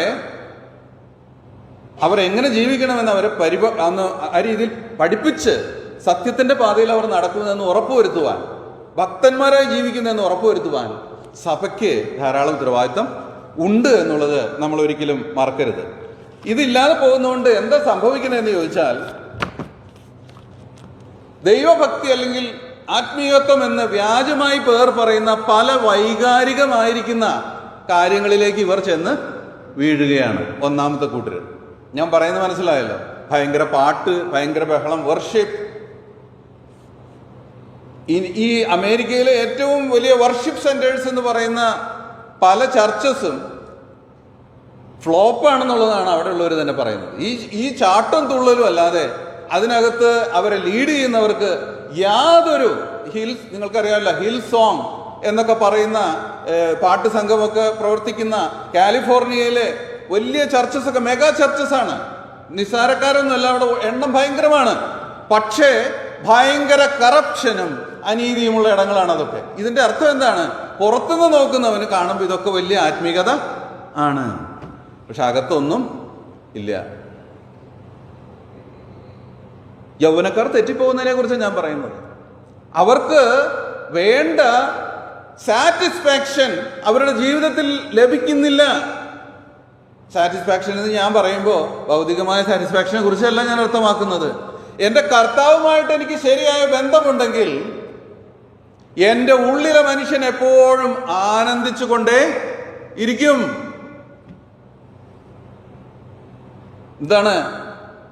ധാന്യവും വീഞ്ഞും വർദ്ധിച്ചതിലും അധികം സന്തോഷം എൻ്റെ ഉള്ളിൽ എപ്പോഴും ഉണ്ടായിരിക്കും എൻ്റെ കർത്താവുമായിട്ടുള്ള എൻ്റെ ബന്ധം ശരിയാണെങ്കിൽ. ഇവർക്ക് ഇക്കാര്യത്തിൽ വീഴ്ച വരികയാണ്. അപ്പൊ ഇവർ ഇങ്ങനെ നടക്കുകയാണ് അവിടെ ഇവിടെയൊക്കെ. എവിടെ ഒത്തിരി സന്തോഷം കിട്ടുക? അപ്പൊ പാട്ട്, ചാട്ടം, ഭയങ്കര ഒരു ത്രില്ലൊക്കെ ആ സമയത്ത് കാണും. കാരണം നമുക്കറിയാലോ, നമ്മൾ ഇത്തിരി ഉച്ചത്തിൽ പാട്ടൊക്കെ പാടിക്കഴിഞ്ഞാൽ, എല്ലാവരും കൂടെ നിന്നൊക്കെ പാടിക്കഴിഞ്ഞാൽ ഒരു അനുഭൂതിയൊക്കെ ഉണ്ടാകും. അനുഭൂതി അല്ലേ? ആ അനുഭൂതി ഇവർ വിചാരിക്കുന്നത് അതാണ് സ്പിരിച്വാലിറ്റി എന്നാണ്. തെറ്റിപ്പോയി. ആ അനുഭൂതി പാട്ട് നിൽക്കുന്നതോടുകൂടെ തീർന്നു പോകും. യഥാർത്ഥ അനുഭൂതി എന്ന് പറയുന്നത് കർത്താവായ യേശു ക്രിസ്തു നമ്മുടെ ഉള്ളിൽ വസിക്കുമ്പോഴുണ്ടാകുന്ന അനുഭൂതിയാണ്. അവനുമായിട്ട് എൻ്റെ ബന്ധം ശരിയാണെങ്കിൽ, എൻ്റെ കർത്താവുമായിട്ട് എനിക്ക് യഥാർത്ഥ ബന്ധമുണ്ടെങ്കിൽ, അതാണ് എൻ്റെ യഥാർത്ഥ അനുഭൂതി. അതാണ് യഥാർത്ഥത്തിലുള്ള ആത്മീയത്വം. അത് മനസ്സിലാക്കാൻ ഈ യൗവനക്കാർക്ക് കഴിയാതെ പോകുന്നതുകൊണ്ട് പലരും തെറ്റായ സഭകളിലേക്ക് മൈഗ്രേറ്റ് ചെയ്യുകയാണ്. മറ്റു ചിലർ ചെന്നെത്തുന്നത് ദുരുപദേശങ്ങളിലാണ്. അവർക്ക് സത്യോപദേശം എന്താണെന്ന് ശരിക്കും അറിഞ്ഞുകൂടാ. ദുരുപദേശങ്ങളുടെ കുഴിയിൽ ചെന്ന് കിടക്കുകയാണ്. അങ്ങനെ നശിച്ചു പോകുന്ന യൗവനക്കാരുണ്ട്. ഞാൻ പറഞ്ഞു വരുന്നതിൻ്റെ ആശയം, മറ്റു ചിലർ ഇതുകൊണ്ടൊന്നും വലിയ കാര്യമൊന്നുമില്ല. എൻ്റെ മുഖത്ത് നോക്കി പറഞ്ഞിട്ടുണ്ട്, അതുകൊണ്ടാണ് ഞാനിത് പറയുന്നത്. എൻ്റെ മുഖത്ത് നോക്കി പറഞ്ഞിട്ടുള്ളൊരു കാര്യമാണ്. ഒരു യൗവനക്കാരൻ പറഞ്ഞതാ. അവൻ I believe he is a fair person compared to many. അതെന്താന്ന് ഞാൻ പറയാം. അവൻ പറഞ്ഞു, ചെറുപ്പം മുതൽ ഇതൊക്കെ തന്നെയാണ് കാണുന്നേ. അവനിപ്പോൾ വിശ്വാസത്തിലല്ല കേട്ടോ, ദുഃഖകരമാണത്. ഞാൻ അവന് വേണ്ടി പ്രാർത്ഥിക്കുകയും പലപ്പോഴും അവനെ എൻകറേജ് ചെയ്യാൻ ശ്രമിക്കുകയും ചെയ്യുന്നുണ്ട്. പക്ഷെ അവൻ പറയാം, ചെറുപ്പം മുതൽ ഇതാ കാണുന്നത്. ഇന്നാരും എഴുന്നേറ്റ് എന്താ പ്രസംഗിക്കാൻ പോണെന്ന് ഞാൻ വേണമെങ്കിൽ പറഞ്ഞുതരാം. പുള്ളി പറഞ്ഞ വാക്കുകളാണ്. പറഞ്ഞ മനസ്സിലായല്ലോ? സ്ഥിരം ഇത് തന്നെയാണ് കാണുന്നത്. ഇന്നാര് എഴുന്നേറ്റ് എന്താ പറയാൻ പോണെന്ന് ഞാൻ പറഞ്ഞുതരാം. അവൻ രക്ഷിക്കപ്പെട്ടു എന്നൊക്കെ ഏറ്റു പറഞ്ഞതാ. പക്ഷെ അവൻ പറയാം, ഞാനതൊക്കെ ഏറ്റു പറഞ്ഞതേ ഉള്ളൂ, എൻ്റെ ഉള്ളിൽ യാതൊരു ദൈവഭയവും ഇല്ല, അല്ലെങ്കിൽ ഞാൻ ദൈവത്തെ അറിഞ്ഞിട്ടില്ല. അവനത് പറഞ്ഞതാണ്. ഞാൻ പറഞ്ഞു he's a fair person compared to many എന്ന്. എന്നിട്ട് അവൻ പറയുക, എന്നെ പോലുള്ള അനേകരുണ്ട്, പക്ഷെ അവരൊക്കെ എന്തപ്പോൾ നമ്മളിതൊക്കെ പറഞ്ഞിട്ട കാര്യം, ഇവിടേക്ക് അങ്ങ് കൂടി പോവുക എന്നുള്ള മനോഭാവത്തോടു കൂടെ കൂടിപ്പോവുകയാണ്. വാസ്തവത്തിൽ അവർ കർത്താവിനെ അറിഞ്ഞിട്ടില്ല എന്ന സ്നാനപ്പെട്ടവരാ. എൻ്റെ പ്രിയമുള്ളവരെ, യേശുവിനെ കർത്താവെന്ന് വായുകൊണ്ടേറ്റ് പറയുകയും ദൈവം അവനെ മരിച്ചവരിൽ ഉയർത്തെഴുന്നേൽപ്പിച്ചു എന്ന് ഹൃദയം കൊണ്ട് വിശ്വസിക്കുകയും ചെയ്താൽ നീ രക്ഷിക്കപ്പെടുമെന്ന് പറയുമ്പോൾ ആദ്യം നടക്കേണ്ട കാര്യം ആദ്യം നടക്കണം. യേശു കർത്താവായിട്ട് നിന്റെ മുമ്പിൽ വെളിപ്പെടണം. ഇല്ല എങ്കിൽ നിന്റെ വിശ്വാസത്തിന് യാതൊരു അടിസ്ഥാനവുമില്ല. ഇത് ഏറ്റു പറഞ്ഞാൽ നീ ഓട്ടോമാറ്റിക്കായിട്ട് സ്വർഗത്തിൽ പോകുമെന്നാണ് വിചാരിക്കുന്നതെങ്കിൽ എൻ്റെ പ്രിയ സഹോദര സഹോദരി, നിനക്ക് തെറ്റുപറ്റി. It is not mere words. അത് വെറും വാക്കുകളല്ല. യേശുവിനെ ഞാൻ കർത്താവ് എന്ന് വായ് കൊണ്ട് ഏറ്റു പറയുമ്പോൾ എൻ്റെ ഉള്ളിൽ അത് അർത്ഥമാക്കിയിരിക്കണം. ഇല്ല എങ്കിൽ അത് വെറും അതര ചർവണം മാത്രമാണ്. ഈ തെറ്റിൽ ധാരാളം കുഞ്ഞുങ്ങൾ വീണു പോകുന്നുണ്ട്. അവർക്കറിയില്ല പിന്നെ എങ്ങനെ ജീവിക്കേണ്ടത്. ഏറ്റു പറഞ്ഞു, കൈ പിടിക്കാൻ ആരുമില്ല. കുറെ ട്രൈ ചെയ്യും, നടക്കുന്നില്ല. കുറെ പാപത്തിൽ വീഴും, എഴുന്നേറ്റ് പിന്നെ നടക്കാൻ നോക്കും, നടക്കുന്നില്ല. സന്തോഷമില്ല, സമാധാനമില്ല. പിന്നെ അവർ ലോകത്തിലേക്ക് അങ്ങിറങ്ങി പോവുകയാണ്. ഇത് നമ്മുടെ മധ്യേ സംഭവിക്കുന്ന കാര്യങ്ങളാണ്. എവിടെയാ പ്രശ്നമെന്നറിയാമോ? നമ്മൾ പലരെയും രക്ഷിക്കപ്പെടുത്തുകയാണ്. വാസ്തവത്തിൽ അവർക്കൊരു കൺവിക്ഷനും ഇക്കാര്യത്തിൽ ഉണ്ടായിട്ടില്ല. രക്ഷിക്കപ്പെടുത്തുകയാണ്. എന്നിട്ട് കുറെ കൽപ്പനകൾ പഠിപ്പിക്കുകയാണ്. ഇതൊക്കെ ചെയ്താൽ മതി, സഭായോഗത്തിന് വരണം, അപ്പം നുറുക്കണം, നീ ഇടയ്ക്കൊന്ന് പ്രാർത്ഥിക്കണം, ഒന്ന് വചനം പറയാനായിട്ട് പഠിക്കണം, കുറെ കൽപ്പനകൾ പഠിപ്പിച്ചു കൊടുത്തു. അതൊക്കെ അവർ ചെയ്യും. പക്ഷെ സന്തോഷമില്ല. അതെന്താ? അവരുടെ ഉള്ളിൽ കർത്താവ് വാഴുന്നില്ല. അവർക്ക് ആത്മാവിൽ സന്തോഷമില്ല. കുറെ കഴിയുമ്പോൾ അവര് മടുത്ത് വിട്ടുപോവുകയാണ്. റിയൽ പ്രോബ്ലം ദൈവഭക്തന്മാരായി തീരുന്നില്ല എന്നുള്ളതാണ്. ദൈവഭക്തി അഭ്യസിപ്പിക്കേണ്ടതാണ് അവരെ കൊണ്ട്. അതിന് ആദ്യമായിട്ട് യേശുവിൻ്റെ കർത്തൃത്വത്തെ ശരിയായ രീതിയിൽ അവർ അംഗീകരിക്കണം. ഇത് സംഭവിക്കാതിരുന്നാൽ ഞാൻ പറയാം, കുറച്ചു കാലമൊക്കെ കഴിഞ്ഞ് കഴിയുമ്പോൾ നമ്മുടെ സഭകളൊക്കെ ഫുള്ളായിരിക്കും, പക്ഷേ വിശ്വാസം കണ്ടെത്തുകയില്ല. പ്രവൃത്തികൾ ധാരാളം ഉണ്ടാകും, വിശ്വാസം കണ്ടെത്തില്ല. അവിടെ പ്രശ്നം വരാൻ പോകുന്നത്. കാരണം ഈ പ്രവൃത്തികളൊക്കെ ചെയ്യാൻ ആരെ കൊണ്ടും സാധിക്കും. ഇത് വലിയ ഒരു ചലഞ്ച്, ഒരു വെല്ലുവിളി ആണ്, ഒരു ആപത്തുമാണ്. അതുകൊണ്ട് നമ്മൾ ദൈവഭക്തന്മാരായി ജീവിക്കുവാൻ കുഞ്ഞുങ്ങളെ പരിശീലിപ്പിക്കണം. എങ്ങനെ ദൈവഭക്തി അവരുടെ ജീവിതത്തിൽ പ്രായോഗികമാക്കാം എന്നുള്ളത് അവരെ പരിശീലിപ്പിക്കേണ്ടത് ആവശ്യമാണ്. പുതുതലമുറയെ ഈ ഒരു വിഷയത്തിൽ ഫോക്കസ് ചെയ്യാനായിട്ട് അനുവദിക്കാതെ കുറെ കൽപ്പനകളും ചട്ടങ്ങളുമായിട്ട് നമ്മൾ മുന്നോട്ട് പോകുന്നതുകൊണ്ട് രഹസ്യ ജീവിതത്തിൽ ഒരു സന്തോഷം അവർക്കില്ല. കൈ പിടിക്കാൻ ആരും കൂടെയും ഇല്ല. ഇതാണ് ഇന്നത്തെ അവസ്ഥ. പല അളവിൽ വളരെ ക്ലോസ് ആയിട്ട് സംസാരിക്കുമ്പോഴാണ് അവരതൊക്കെ വെളിപ്പെടുത്തുക.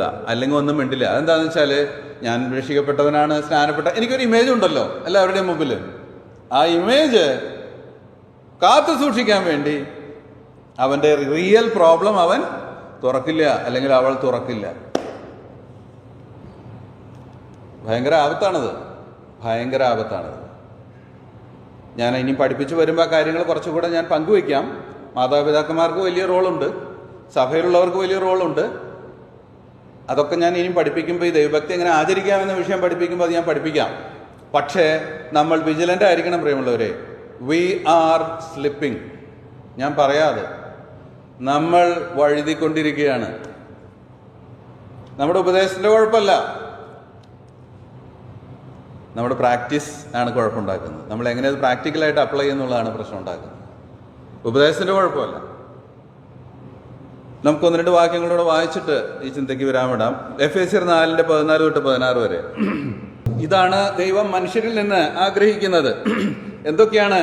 ഉപായത്താലൊക്കെ തെറ്റിച്ചു കളയുന്ന ഉപദേശങ്ങളിൽ നിന്ന് രക്ഷ പ്രാപിക്കണം. ക്രിസ്തു എന്ന തലയോളം നമ്മൾ വളരണം. ക്രിസ്തു എന്ന തലയോളം വളരുക എന്നുള്ള വാക്കിന്റെ അർത്ഥം ക്രിസ്തുവിനെ പോലെ നമ്മളായി തീരണം. അങ്ങനെ സംഭവിച്ചാൽ എന്തുണ്ടാകും? എന്താണ്? ഈ ഉപായത്താലും ചതിയാലുമുള്ള മനുഷ്യരുടെ തന്ത്രങ്ങളിൽ ഒന്നും ആരും കുടുങ്ങിപ്പോകുകയില്ല. കാരണം നമുക്ക് മനസ്സിലാകും അത് വ്യാജമാണെന്ന്.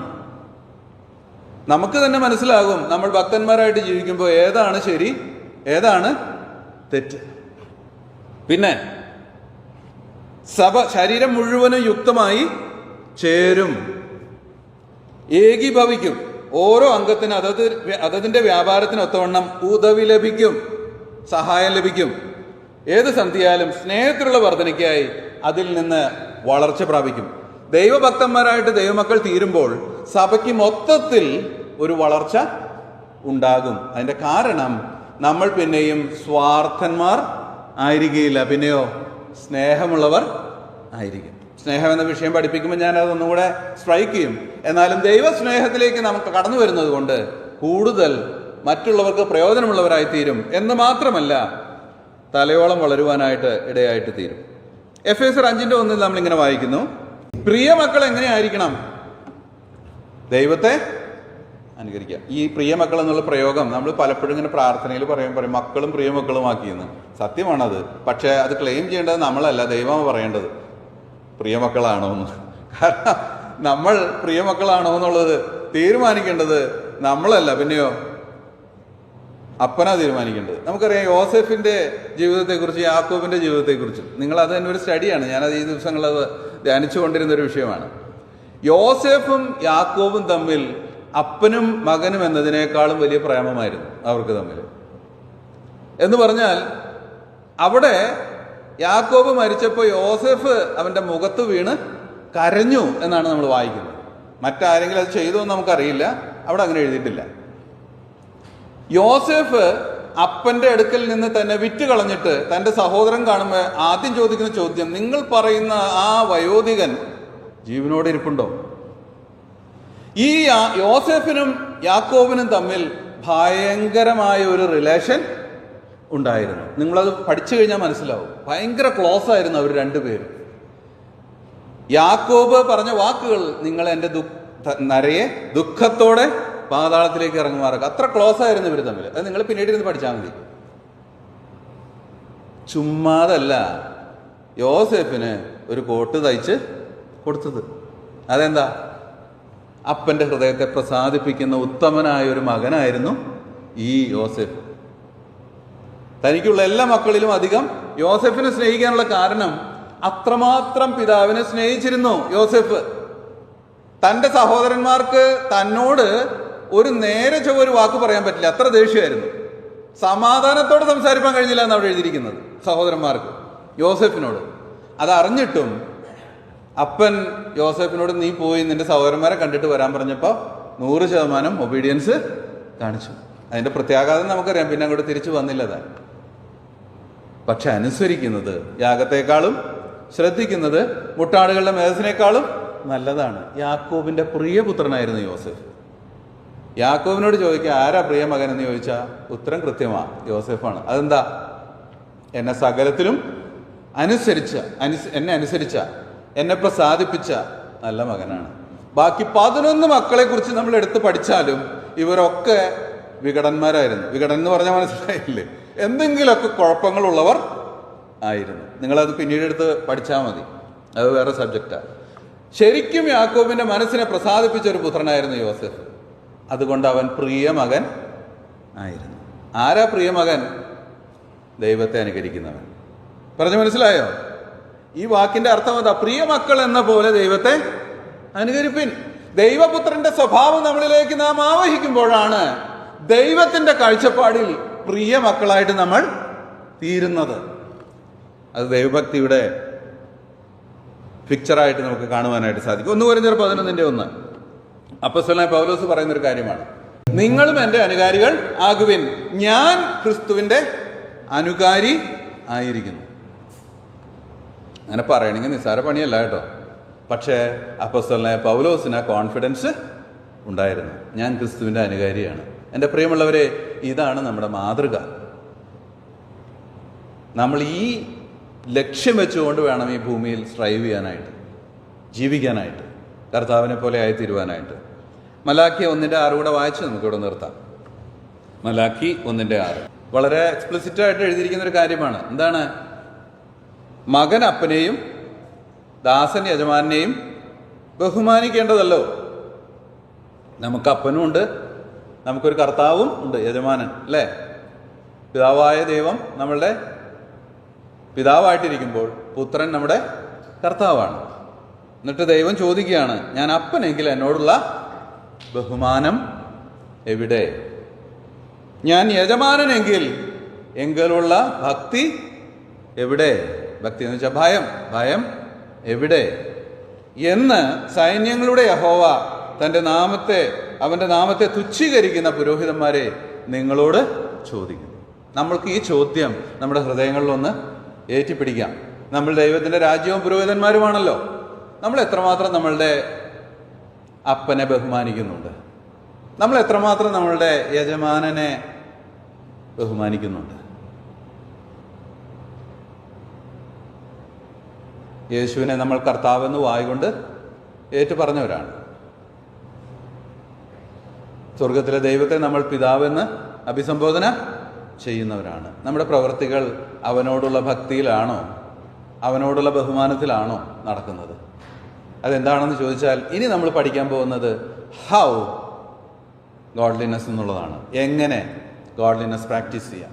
അതിൻ്റെ പ്രാഥമികമായ ക്വാളിഫിക്കേഷൻ എന്ന് പറയുന്നത് ദൈവത്തെ സേവിക്കുവാനുള്ളൊരു മനസ്സ് നമുക്ക് ഉണ്ടായിരിക്കണം. No compromise. ഞാൻ പറയാം, ഭക്തനായിരിക്കണമെങ്കിൽ ഒരു കോംപ്രമൈസും പറ്റില്ല. കാരണം അവനിൽ ഇരുട്ടൊട്ടും ഇല്ല. നാം സേവിക്കുന്ന ദൈവം അവൻ ഇരുട്ട് ഒട്ടുമില്ലാത്തവനാണ്.